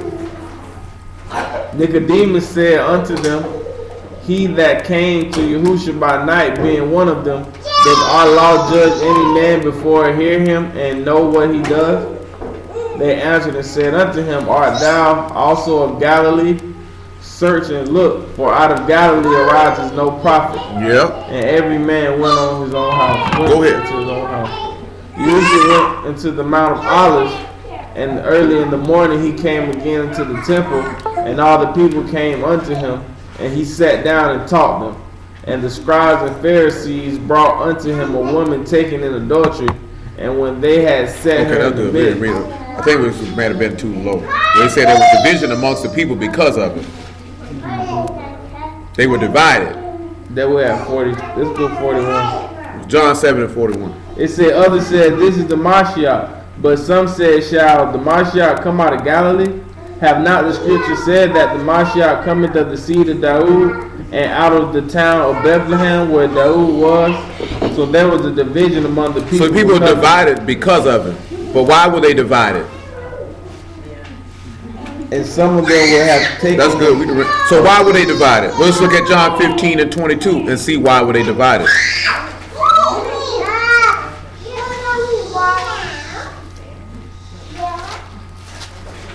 Because if Reuben means hated, that means they hated this man. That's a very aggressive. She's very aggressive looking man. Mom, go sit to the table. Leah, go sit to the table if you don't want him to mess with you. John 15, 22. If I had not come and spoken unto them, they had not had sin, but now they have no cloak for their sins. He that hated me hateth my Father also. If I had not done among them the works which none other man did, they had not had sin. But now have they both seen and hated, both me and my Father. But this coming to pass, that the word might be fulfilled that is written in their law, they hated me without a cause. So they hated him for no reason. They said they were divided. What separated them? John 8 and 12. Let's see what separated them.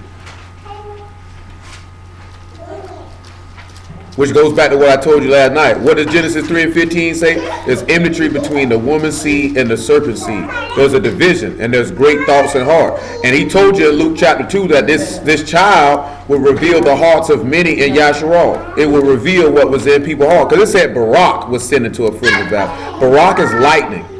Hamashiach said he is the light.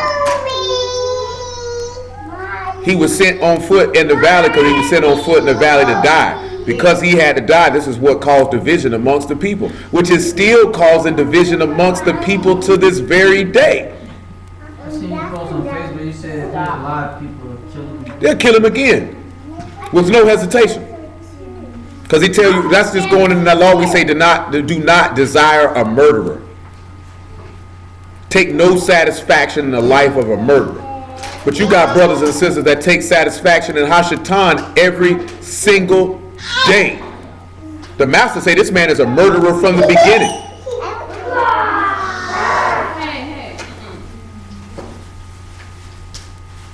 A murderer from, he said, if you hate your brother in your heart for no reason whatsoever, you a murderer. So if you in the word and you know a nigga got beef with a nigga for no reason and he got hate in his heart, you ain't even supposed to fool with this nigga. Or you violating the law because you taking satisfaction in the murder. And niggas around here living any kind of way, you ain't supposed to take. That's why he say, knowing those that do them, they have pleasure in those that do them, know the judgment of Elohim. You're not supposed to take no satisfaction in that. So when you turn around and you look at when Mashiach was getting killed, they said, give us Barabbas, a man who was convicted for murder and rebellion. And they say, we want the killer. And that just shows you how people would rather have sinners than a righteous man right before their face. Whether it's to sit back to have him rule over them, whether it's to be their friend, or whether it's to be their mate, whether it's to be their wife, anything, I'll take the sinner. He said you ain't supposed to do that. He said if you do that, you breaking the law. You know how many people break it? And then dudes be like, you cutting people off. You could tell that it wasn't genuine love because you cut people off because my allegiance is to Yah, not to you. You know what I'm saying? Niggas want you to have their allegiance to them. My allegiance is to Yah. So now you want me to violate the first commandment, which is to have no other power before him. Because you want me to put you before him when he told me not to fool with you. So know that what you know what I tell you then? You religious. You religious, see? So you ain't got no love in your heart, brother. Man, nigga, screw you. I got love for y'all, nigga. Screw you and everything you stand for. You go against my Elohim, you go against me. If you his enemy, you my enemy. I don't care how long I've known you. I don't care what you profess to serve or believe. It means nothing. This man told you to love him with all your heart and all your soul and all your strength, not the person next to you. When he told you to love your neighbors, you love yourself. That means to treat them how you want to be treated. If you keep the law, you won't do them no harm. That don't mean to go along with them when they go against y'all or go against what's right. That's not what that means. But that's called a guilt trip of manipulation to get you to ride with niggas in their folly and in their unbelief. Now you join hand in hand with them. You will not go unpunished. But see, guess what happened when you go to talking like this? Niggas don't like that because that's too tight for them.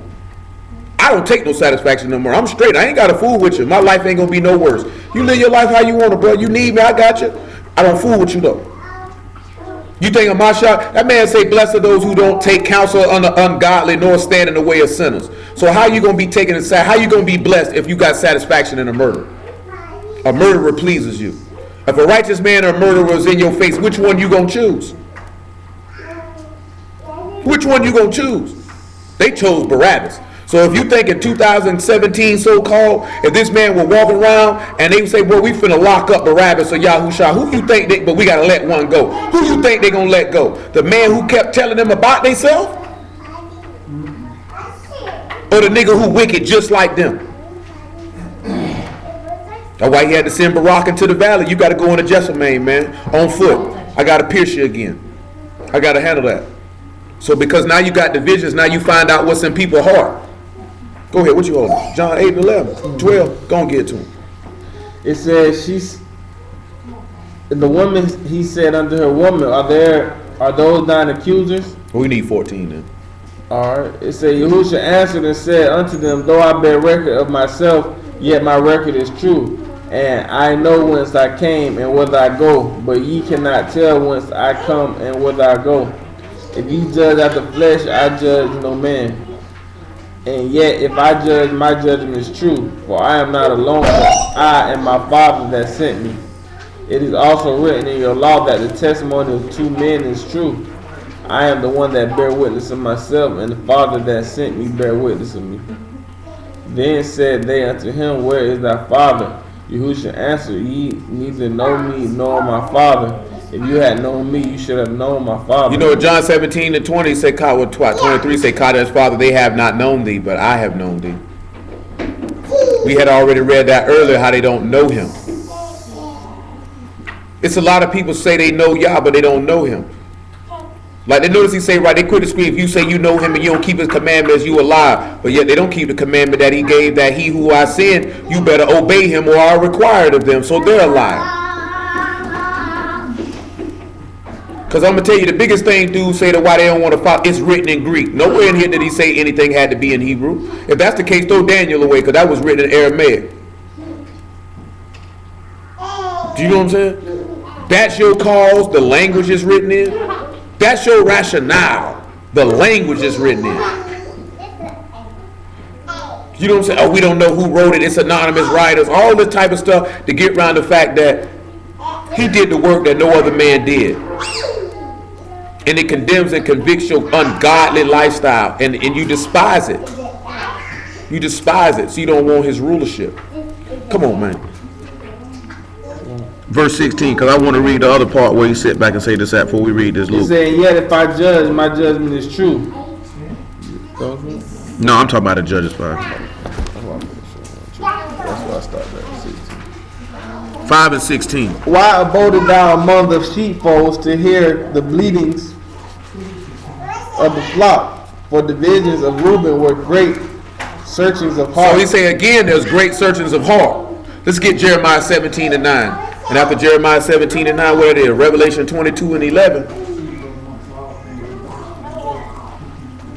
But that ain't the word. That's ain't what we going there for. Because he say it's a great. He say it's great. The division calls a great searching the heart and the thoughts of the heart.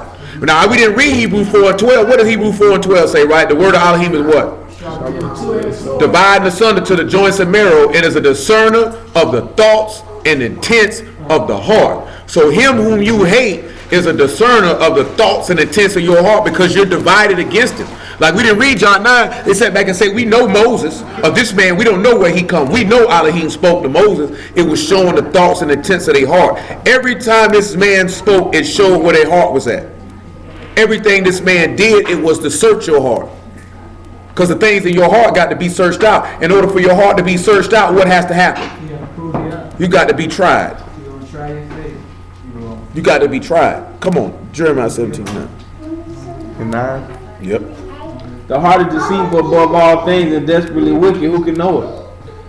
I, Yahuwah, search the heart. He do what? I search the heart. I try the reins, even to give every man according to his ways and according to the fruit of his doings. Go, let's look at Revelation 22 and 11 then. He said, I give it to you according to what you did. Paul told you in 2 Corinthians 5 that every last one of us have to answer for what we've done in this body.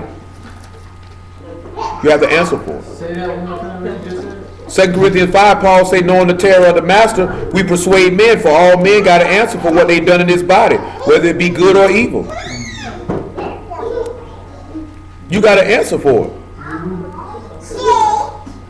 Go ahead, man. Revelation 22 and 11. What it say? He that is just, let him be unjust still.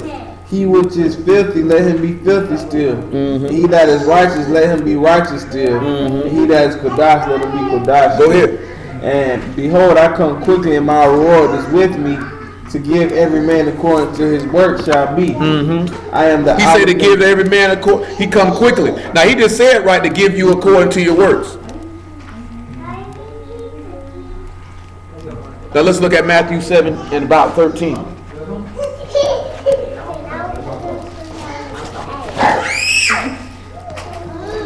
Matthew 7 and 13. Hey Lizzie, go put this in the trash, Lizzie. It say, enter ye at the straight gate, for wide is the gate and broad is the way that leadeth to destruction, and there be many which go thereat. Because straight is the gate and narrow is the way which leadeth unto life, and few there be that find it. Beware of false prophets which come unto you in sheep's clothing, but inwardly they are ravening wolves.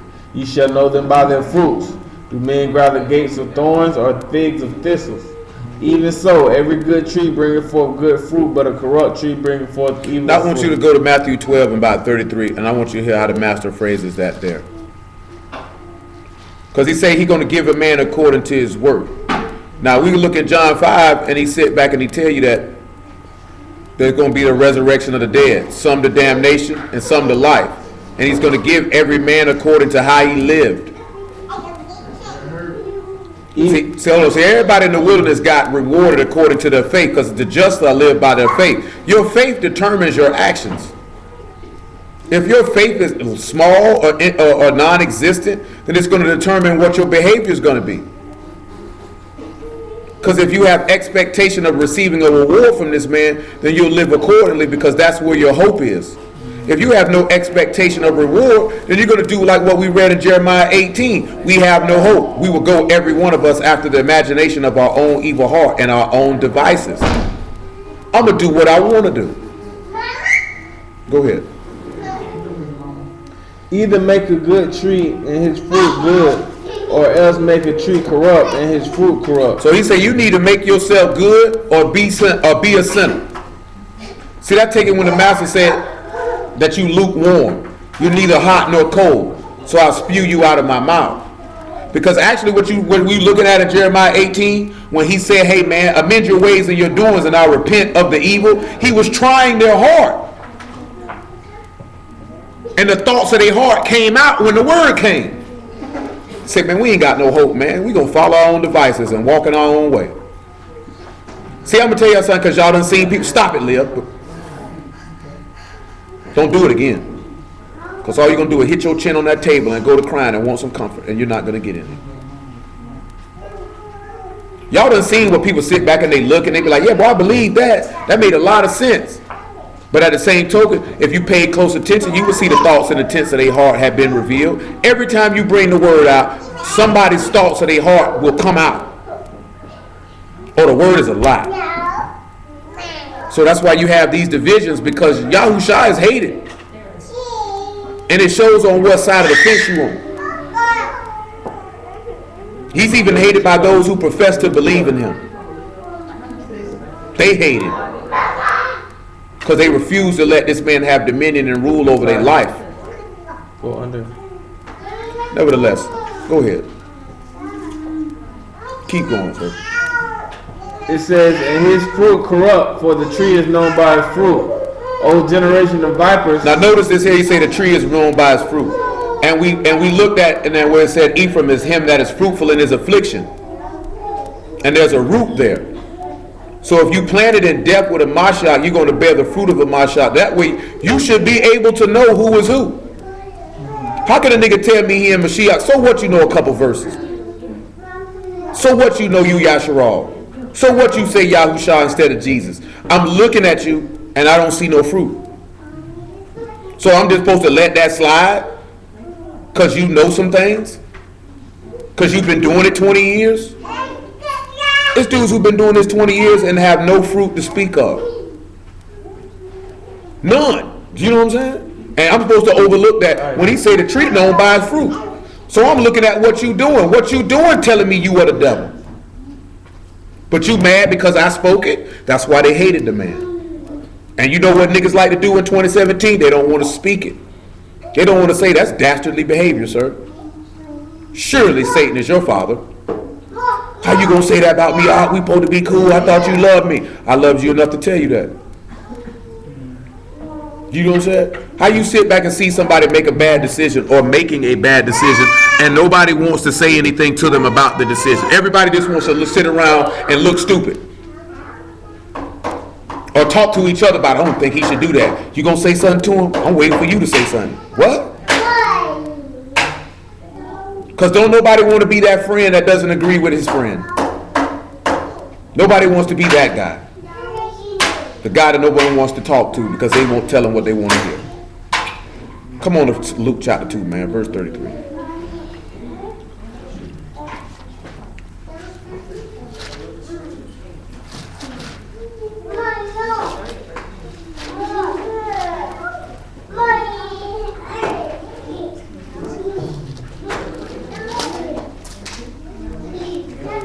You said 33? Yeah.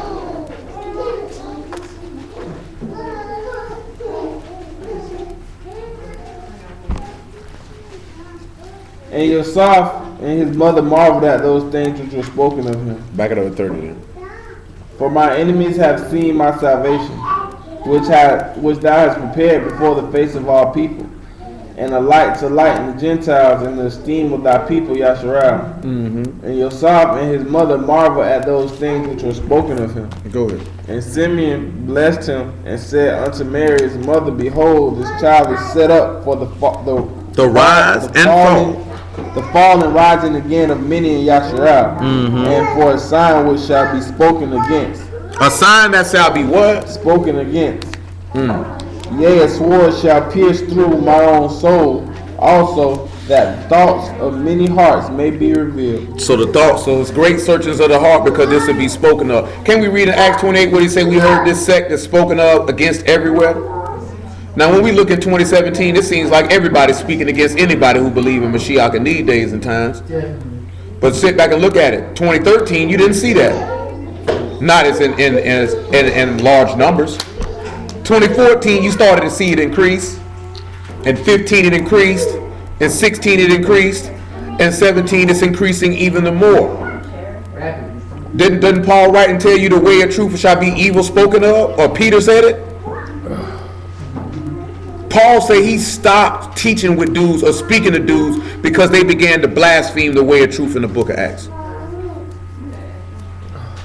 You don't sit around and deal with dudes when they on that type of time.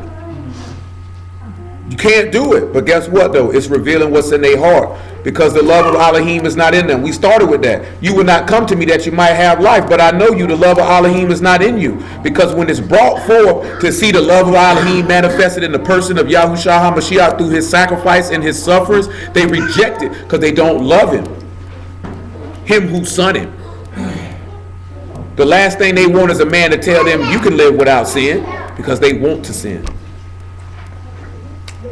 Therefore, they don't believe. But let's swing to Ezekiel 38:1 real fast. Because we did look at some of this stuff in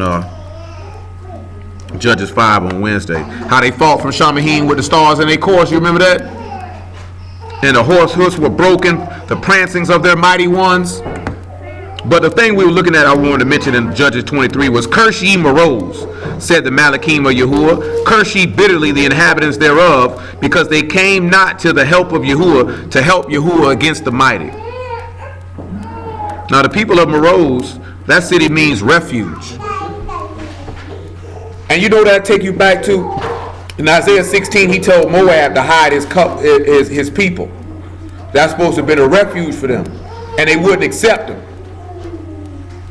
That's when you see in Revelation 12, you see they say he made a little wilderness for them to hide for that 3.5 years. So he say, curse be all you people. See, when the beast come about, he's seeking to kill everybody. We had to talk about it. He got to stop them out for these lives because they seeking to kill everybody. Why? Do he want to kill everybody or everybody that's not following him? He want to kill everybody. Remember the master said if it wasn't for the elect's sake, no flesh would be saved, because this man would just go and kill everybody. So when he's doing stuff and he's like, you the one, he's like, nigga. He basically wouldn't have, it would be nothing to restrain him from killing somebody, whether they worshiped him or not. He ain't had no mercy. Yeah. He ain't got no care. He don't care about nobody but himself. He wants to honor and rule. Now when you sit back and you look at it, right, his pride, which is his problem. Yeah, because the word position means excessive killing someone. You know what I'm saying? When you look at the beast, right? He's a proud individual, and he wants honor. He wants to be seen as something more than what he actually is. So when you see people who are actually of his stock, which is coming from Hashatan, they will exhibit those attributes. That's why he say, by their fruit you gonna know him. Paul told us we shouldn't be desirous of vain esteem and full of envy. Why does Hashatan want to be the man? Because he's envious of a Mashiach. He's envious of, I want that spot. You know what I'm saying? So when you see people who have envy in them, you know who their daddy is. When you see people who got pride in them, you know who their daddy is. When you see people who want esteem and want to be honored and want men to speak well of them and to love them, you know who their daddy is. Because y'all wants esteem because he created everything, you included. Therefore, I'm due it, I'm owed it. But I will not force you to give it to me. Give it to me off your own volition and your own will and own desire. Satan will take it by force if necessary. Yeah. He'll take it by force if necessary. Because Nebuchadnezzar's example of that. I'm going to kill you if you don't worship this idol that I made.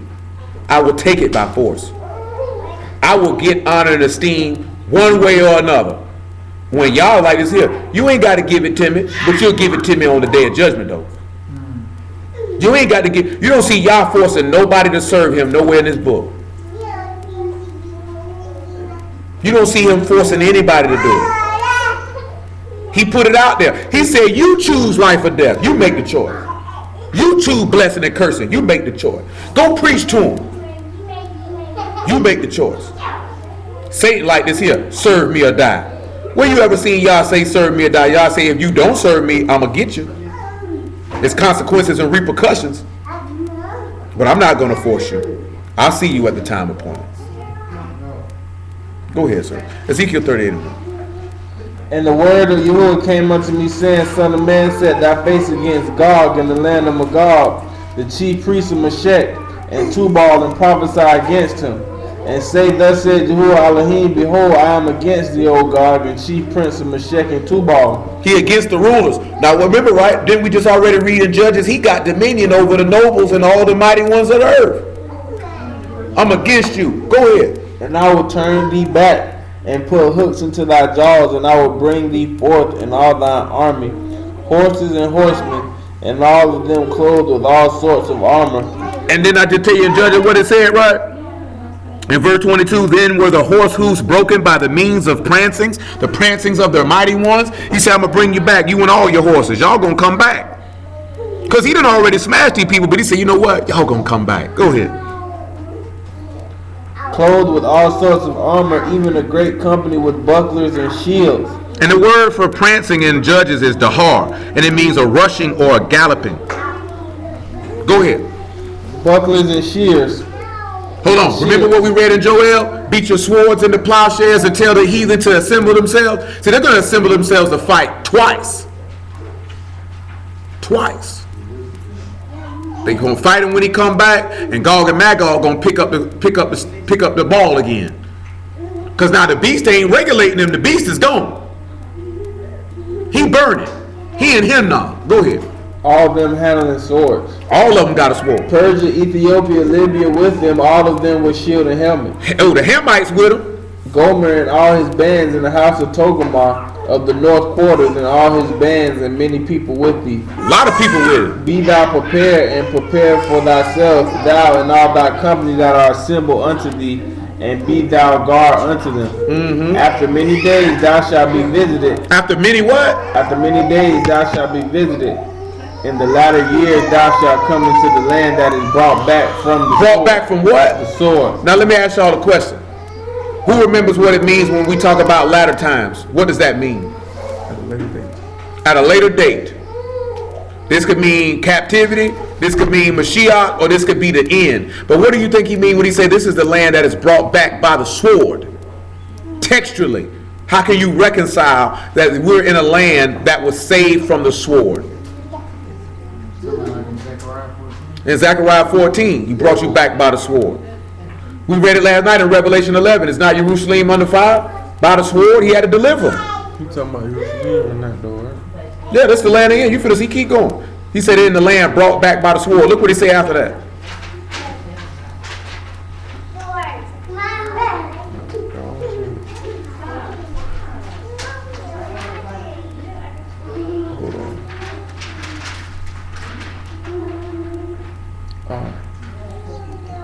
Coming to the land that is brought back by the sword and is gathered out of many people. Gathered out of what? Of many people against the mountains of Yasharal, which have been always waste. But it is brought forth out of the nations, and they shall dwell safely, all of them. Now go to Zechariah, what it is, 7 and 11. And after that, Psalms 144. So he said this place, now you can see the mountains of Yasharal. That's Isaiah 2, right? This Jerusalem. Say all the nations will come here and say we will hear the law of Yahuwah from here.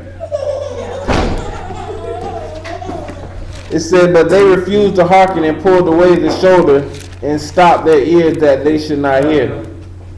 That might not be what we want. So it's 7, right? Zechariah 8 and 4. 8 and 3, 8 and 1. Zechariah 8 and 1. Again, the word of Yahuwah of hosts came to me, saying, thus said Yahuwah of hosts, I was jealous for Zion with great jealousy, and I was jealous for their with great fury.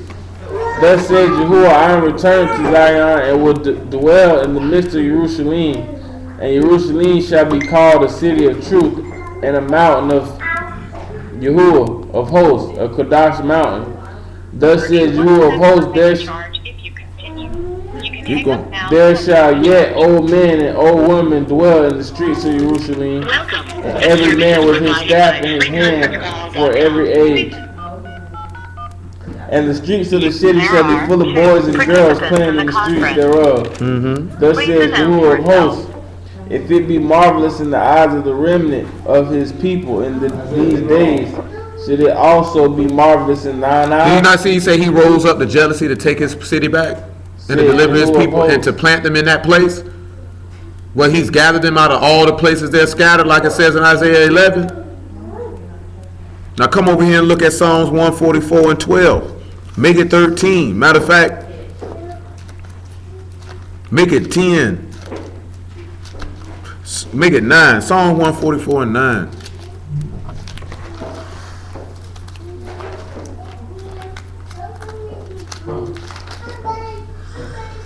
I will sing a new song unto thee, O Elohim, upon the psaltery and the instrument of 10 strings will I sing praises unto thee. It is he that giveth salvation unto kings, who delivereth Daud his servant from the hurtful sword. Didn't he deliver Yahushua from the sword? Didn't he give salvation to that king?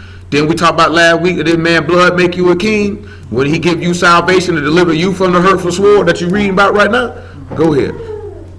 Rid me and deliver me from the hand of strange children whose mouths speak vanity, and their right hand is the right hand. Who is the right hand of these children? The adversary. But they're right because of the beast. So who their right hand is the beast. Because remember, Yahushua is the right hand. So the beast get his power from the serpent. So that means he's their right hand because he's the one telling the lies and teaching the lies. And he's asking, deliver us from them. Because that's what you're going to be screaming in that time, because then the lines are drawn then. The children of Satan and the children of Elohim will be greatly manifest in that day. Because everybody who don't worship the beast, names are written in the book of life of the Lamb. Anybody who don't worship the beast or his image or don't receive his mark, you know that their name is written in the book of the life of the Lamb. The book say everybody whose name is not written will take the mark and worship the beast. Ain't that what it say? So don't you realize when you see people who don't take it, clearly their name got to be written in the book? So that means it ain't going to be a lot of people who don't take that. It's going to be a lot of people take that. You know what would be funny? And I literally mean funny ha-ha too. To see niggas who used to believe in the New Testament and tell people not to take it, regardless of what they thought the mark was, and watch them take it. Because they done rejected it and left it alone. And turn around and take it. I'm like, dang, boy, I remember when you said you wouldn't take that. That New Testament false anyway. I'm gonna tell him to come get you. I know it. You going to hell. Ha ha. I laugh dead in the face. There's a lot of brews. Some of y'all know him who was staunchly against. I ain't taking no mark of the beast. That New Testament is the beast. Jesus, Yahushua the beast. Yeah, he gonna take it. He gonna take it. I ain't gonna be that vulgar, because some of them niggas probably spread their booty hole for it. Come on, son. I'm with you. I don't mind. Just don't cut my head off. Best of my ability. Best of my ability. I toot it. Because you already know Satan into all of that. Satan into whatever you like. You like animals? I do too. You like kids? I do too. You like men? I do too. You like one-on-one? Hand on yourself? I do. Whatever you like, I'm with it. One-on-one? That ain't even one-on-one. I'm just saying though, whatever your vibe, you like drunk? You like to get drunk? You like to get high? Whatever you into, say, do as thy will. Your will be done. You like little boys? You like little boys with all the toys? I read that script. We were talking about we just gonna leave the girls and the boys in the land. Yeah, see, but he didn't say. But he said your children. Right now, you finna read it. You just read it in Zechariah. Say, little kid, you ain't see that? You ain't catch that? Hold on. Like it's gonna be girls and boys in the land. In the land. Listen what he say though. That's where they get it from. I don't know where they get it from. That's where they get it from. Zechariah 8, when he say, yet old men and old women dwell in the streets of Jerusalem, every man with a staff in his hand, and the streets of the city shall be full of boys and girls playing in the streets. See, it's gonna be boys and girls in the land. You gotta understand something. You gotta put it to you like this here. You gotta put it to you like this here, right? If all the parents in here sealed, they mean your children, so that means they would be running around in Jerusalem. Them, how they running around right now? Thank you. Oh, she brought you another one. Throw it in the trash can. It's garbage. Garbage. Psalms 144, though, we gotta wrap it up. Yeah. Let's go. We in verse 11. It says, they shall speak of the esteem of thy kingdom and talk of thy power to make known the sons of men his mighty acts. He said our sons might be plants that's grown up in their youth. Roots out of Ephraim. There's a root against Amalek. That's why he say I and thee and you and me. I'm the vine, you're the branches. He that abide in me bring forth much fruit. If you be planted in the likeness of his death, you'll be raised in the likeness of his resurrection. Therefore you are Ephraim, and you are the root that come out of Ephraim. Come on. It said, they shall speak of the esteem of thy kingdom and talk of thy power to make known to the sons of men his mighty acts and the esteemed majesty of his kingdom.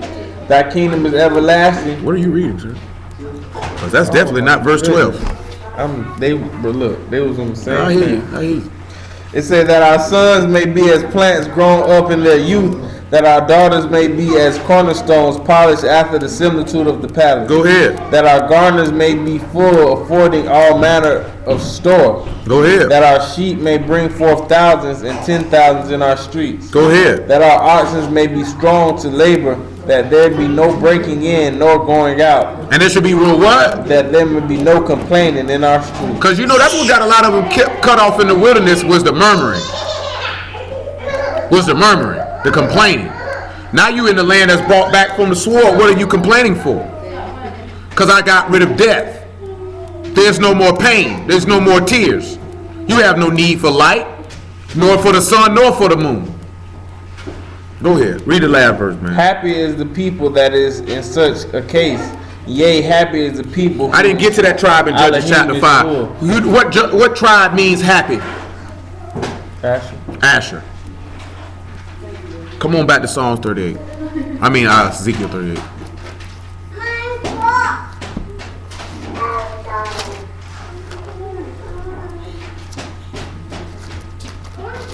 Nigga got offended because it said, Who?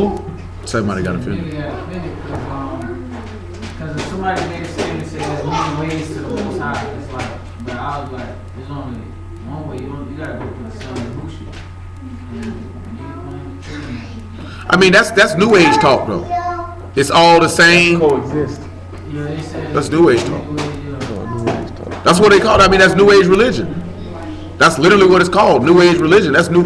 Whether it's Buddha or Hindu, it's all the same. Somebody going to hell. Come on.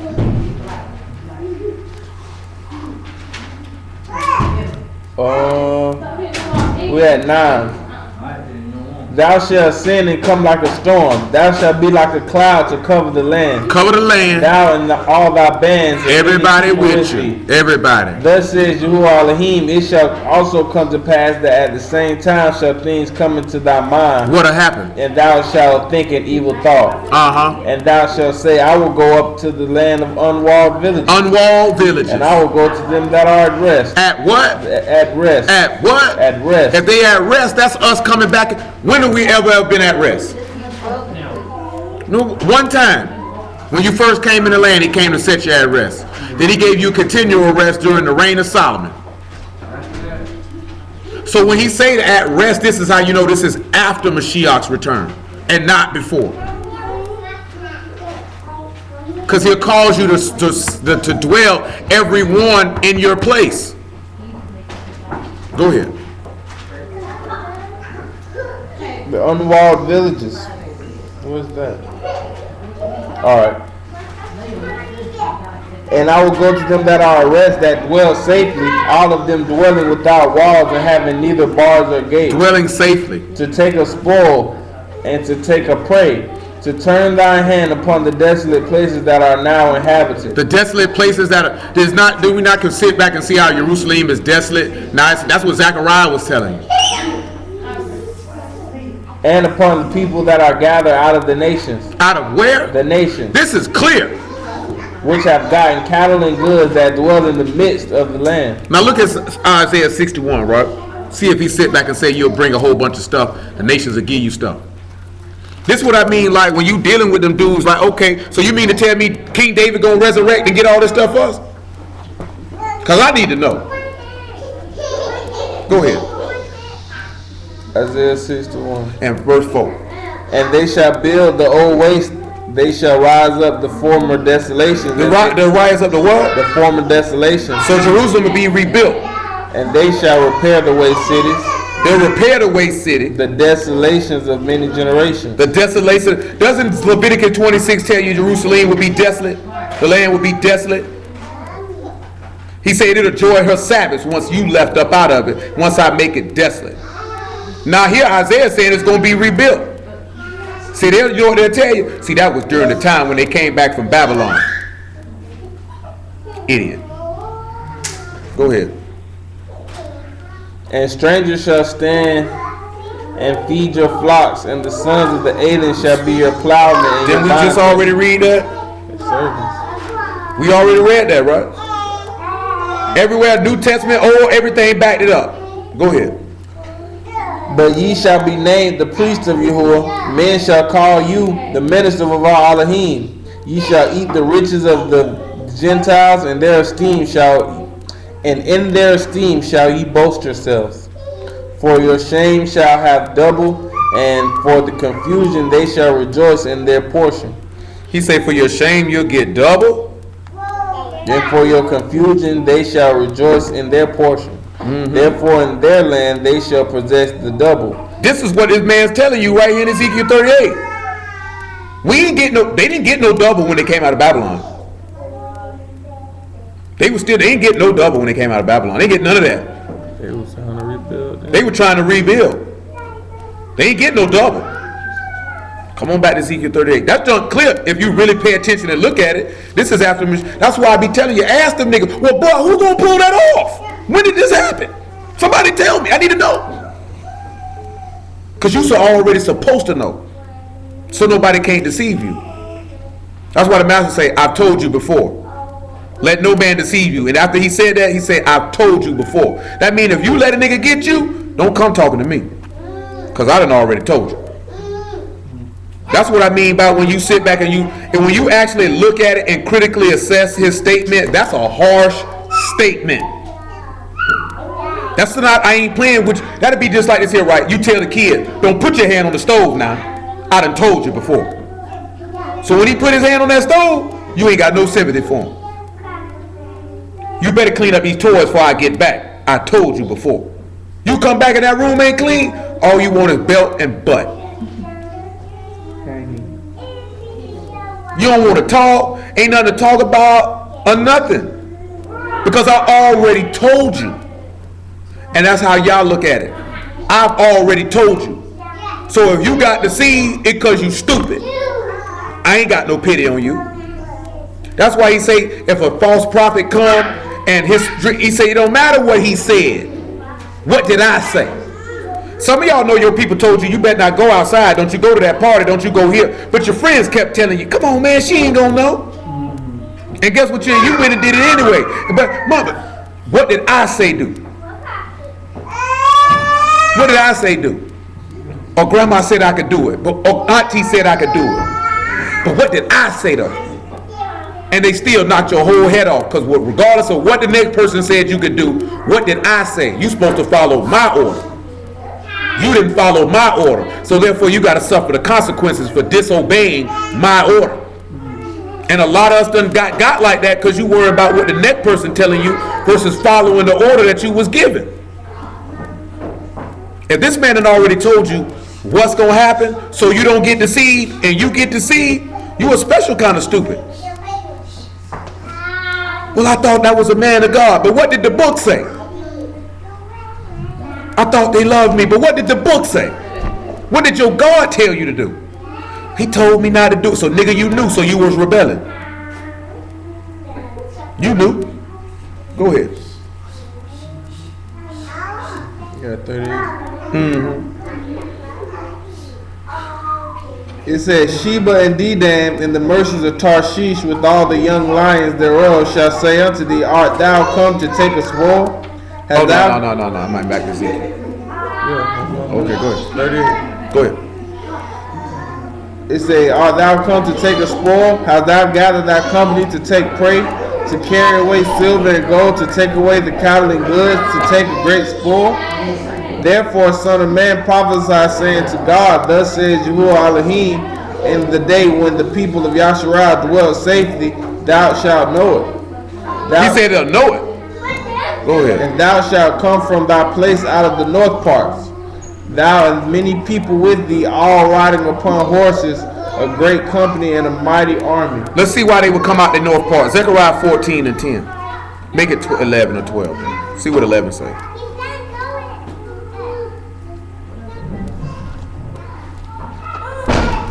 Ain't no way in the world I'm trying to use the bathroom.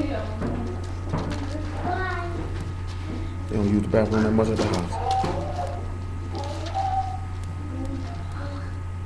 Zechariah 14 and 11. And men shall dwell in it, and there shall be no more utter destruction, but Jerusalem shall be safely inhabited. And that's what Ezekiel says. So he said this place can't be destroyed now. It's got to be safely inhabited. Once the Mashiach come back and plant us back in there, this place can never be destroyed again. Go ahead. But we seeing that Gog and Magog trying to destroy it again. Go ahead. And this shall be the plague wherewith Yahuwah shall smite all the people that have fought against Jerusalem. What's the plague? Their flesh shall consume away while they stand upon their feet, and their eyes shall consume away in their whole. You know what the Hebrews say? That's thermonuclear warfare, but this is after. After. Not before. After. And their tongue shall consume away in their mouth. And it shall come to pass in the day that a great tumult from Yahuwah shall be among them, and they shall lay hold every one on his hand of his neighbor, and his hand shall rise up against the hand of his neighbor. And Yehudah also shall fight at Jerusalem, and the wealth of all the heathen round about shall be gathered together, gold, silver, apparel, in great abundance. That's what Isaiah 61 said. Is that not what Ezekiel 38 said? Psalm 68 and verse 29 tell you that. They'll bring gold to thy temple in Jerusalem. They gonna bring it to a Mashiach. Because the silver is mine, the gold is mine, and I will make this latter house greater in esteem than the former house. Go ahead. And so shall be the plague of the horse and of the mule. And did they not just say that we read in Judges and read in Ezekiel and say these people coming on horses? What the plague gonna be? Keep going, sir. And the ass and all the beasts that shall be in these tents as a plague.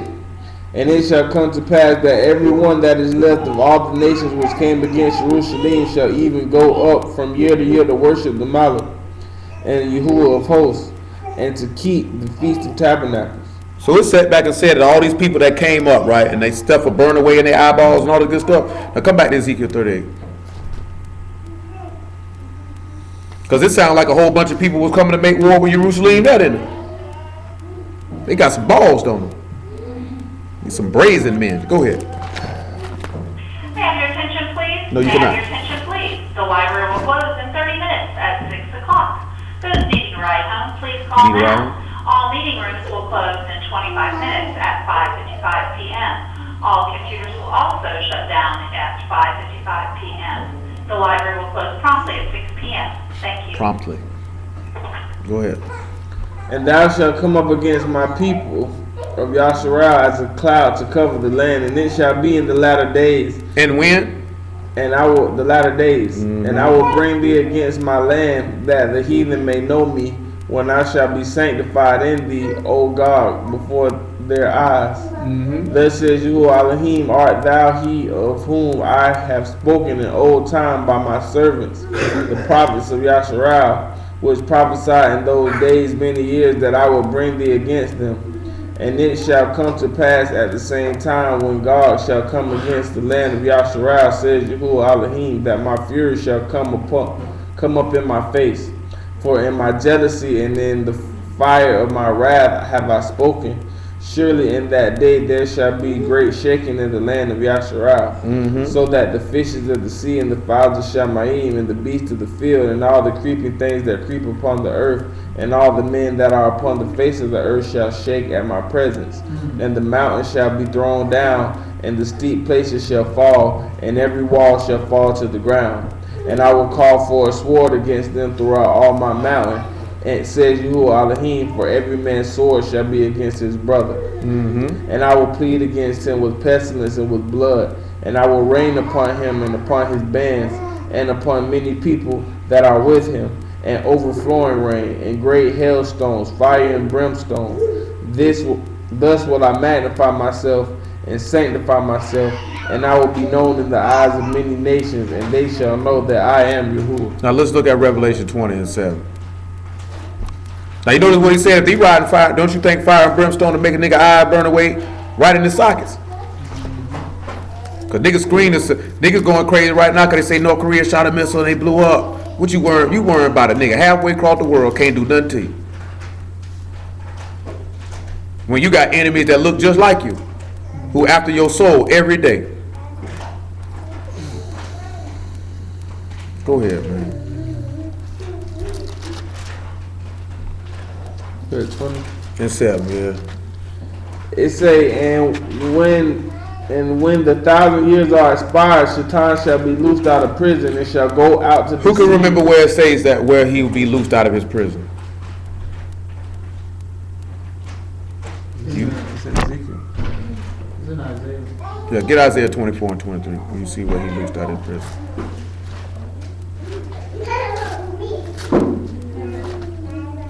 They should be gathered to the pit.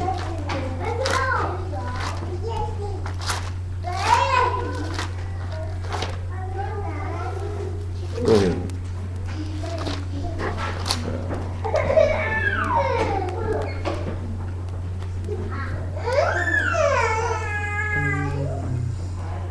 Where you at? Isaiah 24 and 22. It says, and they shall be gathered together as prisoners are gathered together in the pit, and shall be shut up in the prison, and after many days they shall be visited. Then the moon shall be confounded, and the sun ashamed, when Yahuwah of hosts shall reign in Mount Zion, Jerusalem, and before his ancients esteem. That's me 25. 22. Where it's at? 24. Yeah, that's what I read. 24 and 22. Make it 20 then. I ain't heard what I'm looking for. Because it should have been 20, verse 23. It's 18. Go ahead. It's 17. It say, fear and the pit and the snare are upon thee, O inhabitants of the earth. No, that, I don't say that ain't the verse though. Go ahead. What you want, 19? No, it should be 23 or 22. I read 22. Read it again. It's saying they shall be gathered That's together. it. They shall be gathered together in the pit. Go ahead. Oh yeah, as prisoners are gathered in the pit, and shall be shut up in the prison, and after many days After they be visited. they be visited. Many days is latter days again. And they're going to be visited. Go ahead.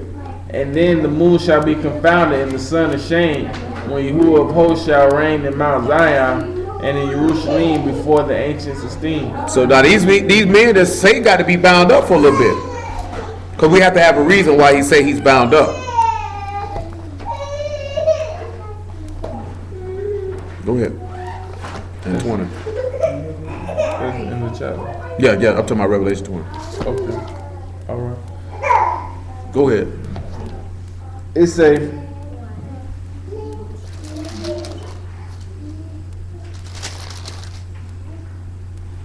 say, and I saw Malachim come down from Shamaim, having the key to the bottomless pit and a great chain in his hand. And he laid hold on the dragon, that old serpent, which is the adversary, and Satan, and bound him 1,000 years, and cast him into the bottomless pit, and shut him up, and set a seal upon him, that he should deceive the nations no more till the 1,000 years shall be fulfilled. So And everybody after that, was he gonna chilling. be loosed a little season. He got to be loose for a little while. Go ahead. And I saw thrones, and they sat upon them, and judgment was given unto them. And I saw the souls of them that were beheaded for the witness of Yahusha, and for the word of Elohim, Notice that they were killed for the witness. which had not worshipped the beast, neither his image, neither had received the mark on their foreheads or in their hands. So anybody that get killed, they getting killed because they wouldn't worship the man. And they lived and reigned with the Mashiach 1,000 years. 1,000 years. That's good right there though. Because that's right in verse 9 where he said fire will come down from Shamaim and devour all of them. Is that not what Ezekiel just said? That's after he let loose too. Right. Yeah. That's the final, because that's when everybody out. Because see, he get loosed. He goes out to, that's in verse 7. 1,000 years expired, he's loosed. He goes out to deceive the nations. And that's when God can make up. That's when Gog and Magog, because he goes back out to deceive them. Then after that there, he compasses where we at the camp of the Kadeshim, like Ezekiel said. We chilling in unwalled villages, safely, resting. And then the fire comes down and devour them. And then the devil that deceived them gets thrown in the lake of fire with the beast and the false prophet. After Hamashiach had returned. Satan don't get his judgment till after. And he come out again after. He comes, see, Hamashiach comes, Satan gets locked up. We chilling, he gets out, he deceives all of those nations, Libya. And we fight too, though. We fight with him. Yeah. We fight with him. I wouldn't say. We gonna be fighting with, that's when we fight. See, we don't fight with Hamashiach when he come back. We fight with him when he's here. And it's right there if you actually pay attention to what's being said. Because Zechariah said you're going to fight with him. So when he reigning, how's it going to be like? He gonna be... I mean, he going to be reigning, but the same token is, it's just how the man want to finish out the play. Because he know remember what we read in Revelation 11? The nations are mad and they angry. Because now their kingdoms have become Yahuwah's and his anointed one's kingdom. So y'all know, oh, these niggas mad, huh? You know what? I'm going to let them sit here and be mad for a little bit because clearly they haven't respected my power. And then I'm going to let him come out so they can get that off their chest. Get that off their chest and smash everybody and be sanctified in those that remain. Yeah. And the nations that had that last chance to come on to the house. You come on to the house. Come on to the house. Can't get no more gangster than that. Get your old shovel. Next time we'll deal with Ezekiel 39, which is the cleanup. Get your old serve. Ezekiel 39 is getting the place prepared for the Father to come dwell. But hallelujah for Yahushua. We got to start. We got to wrap out of here.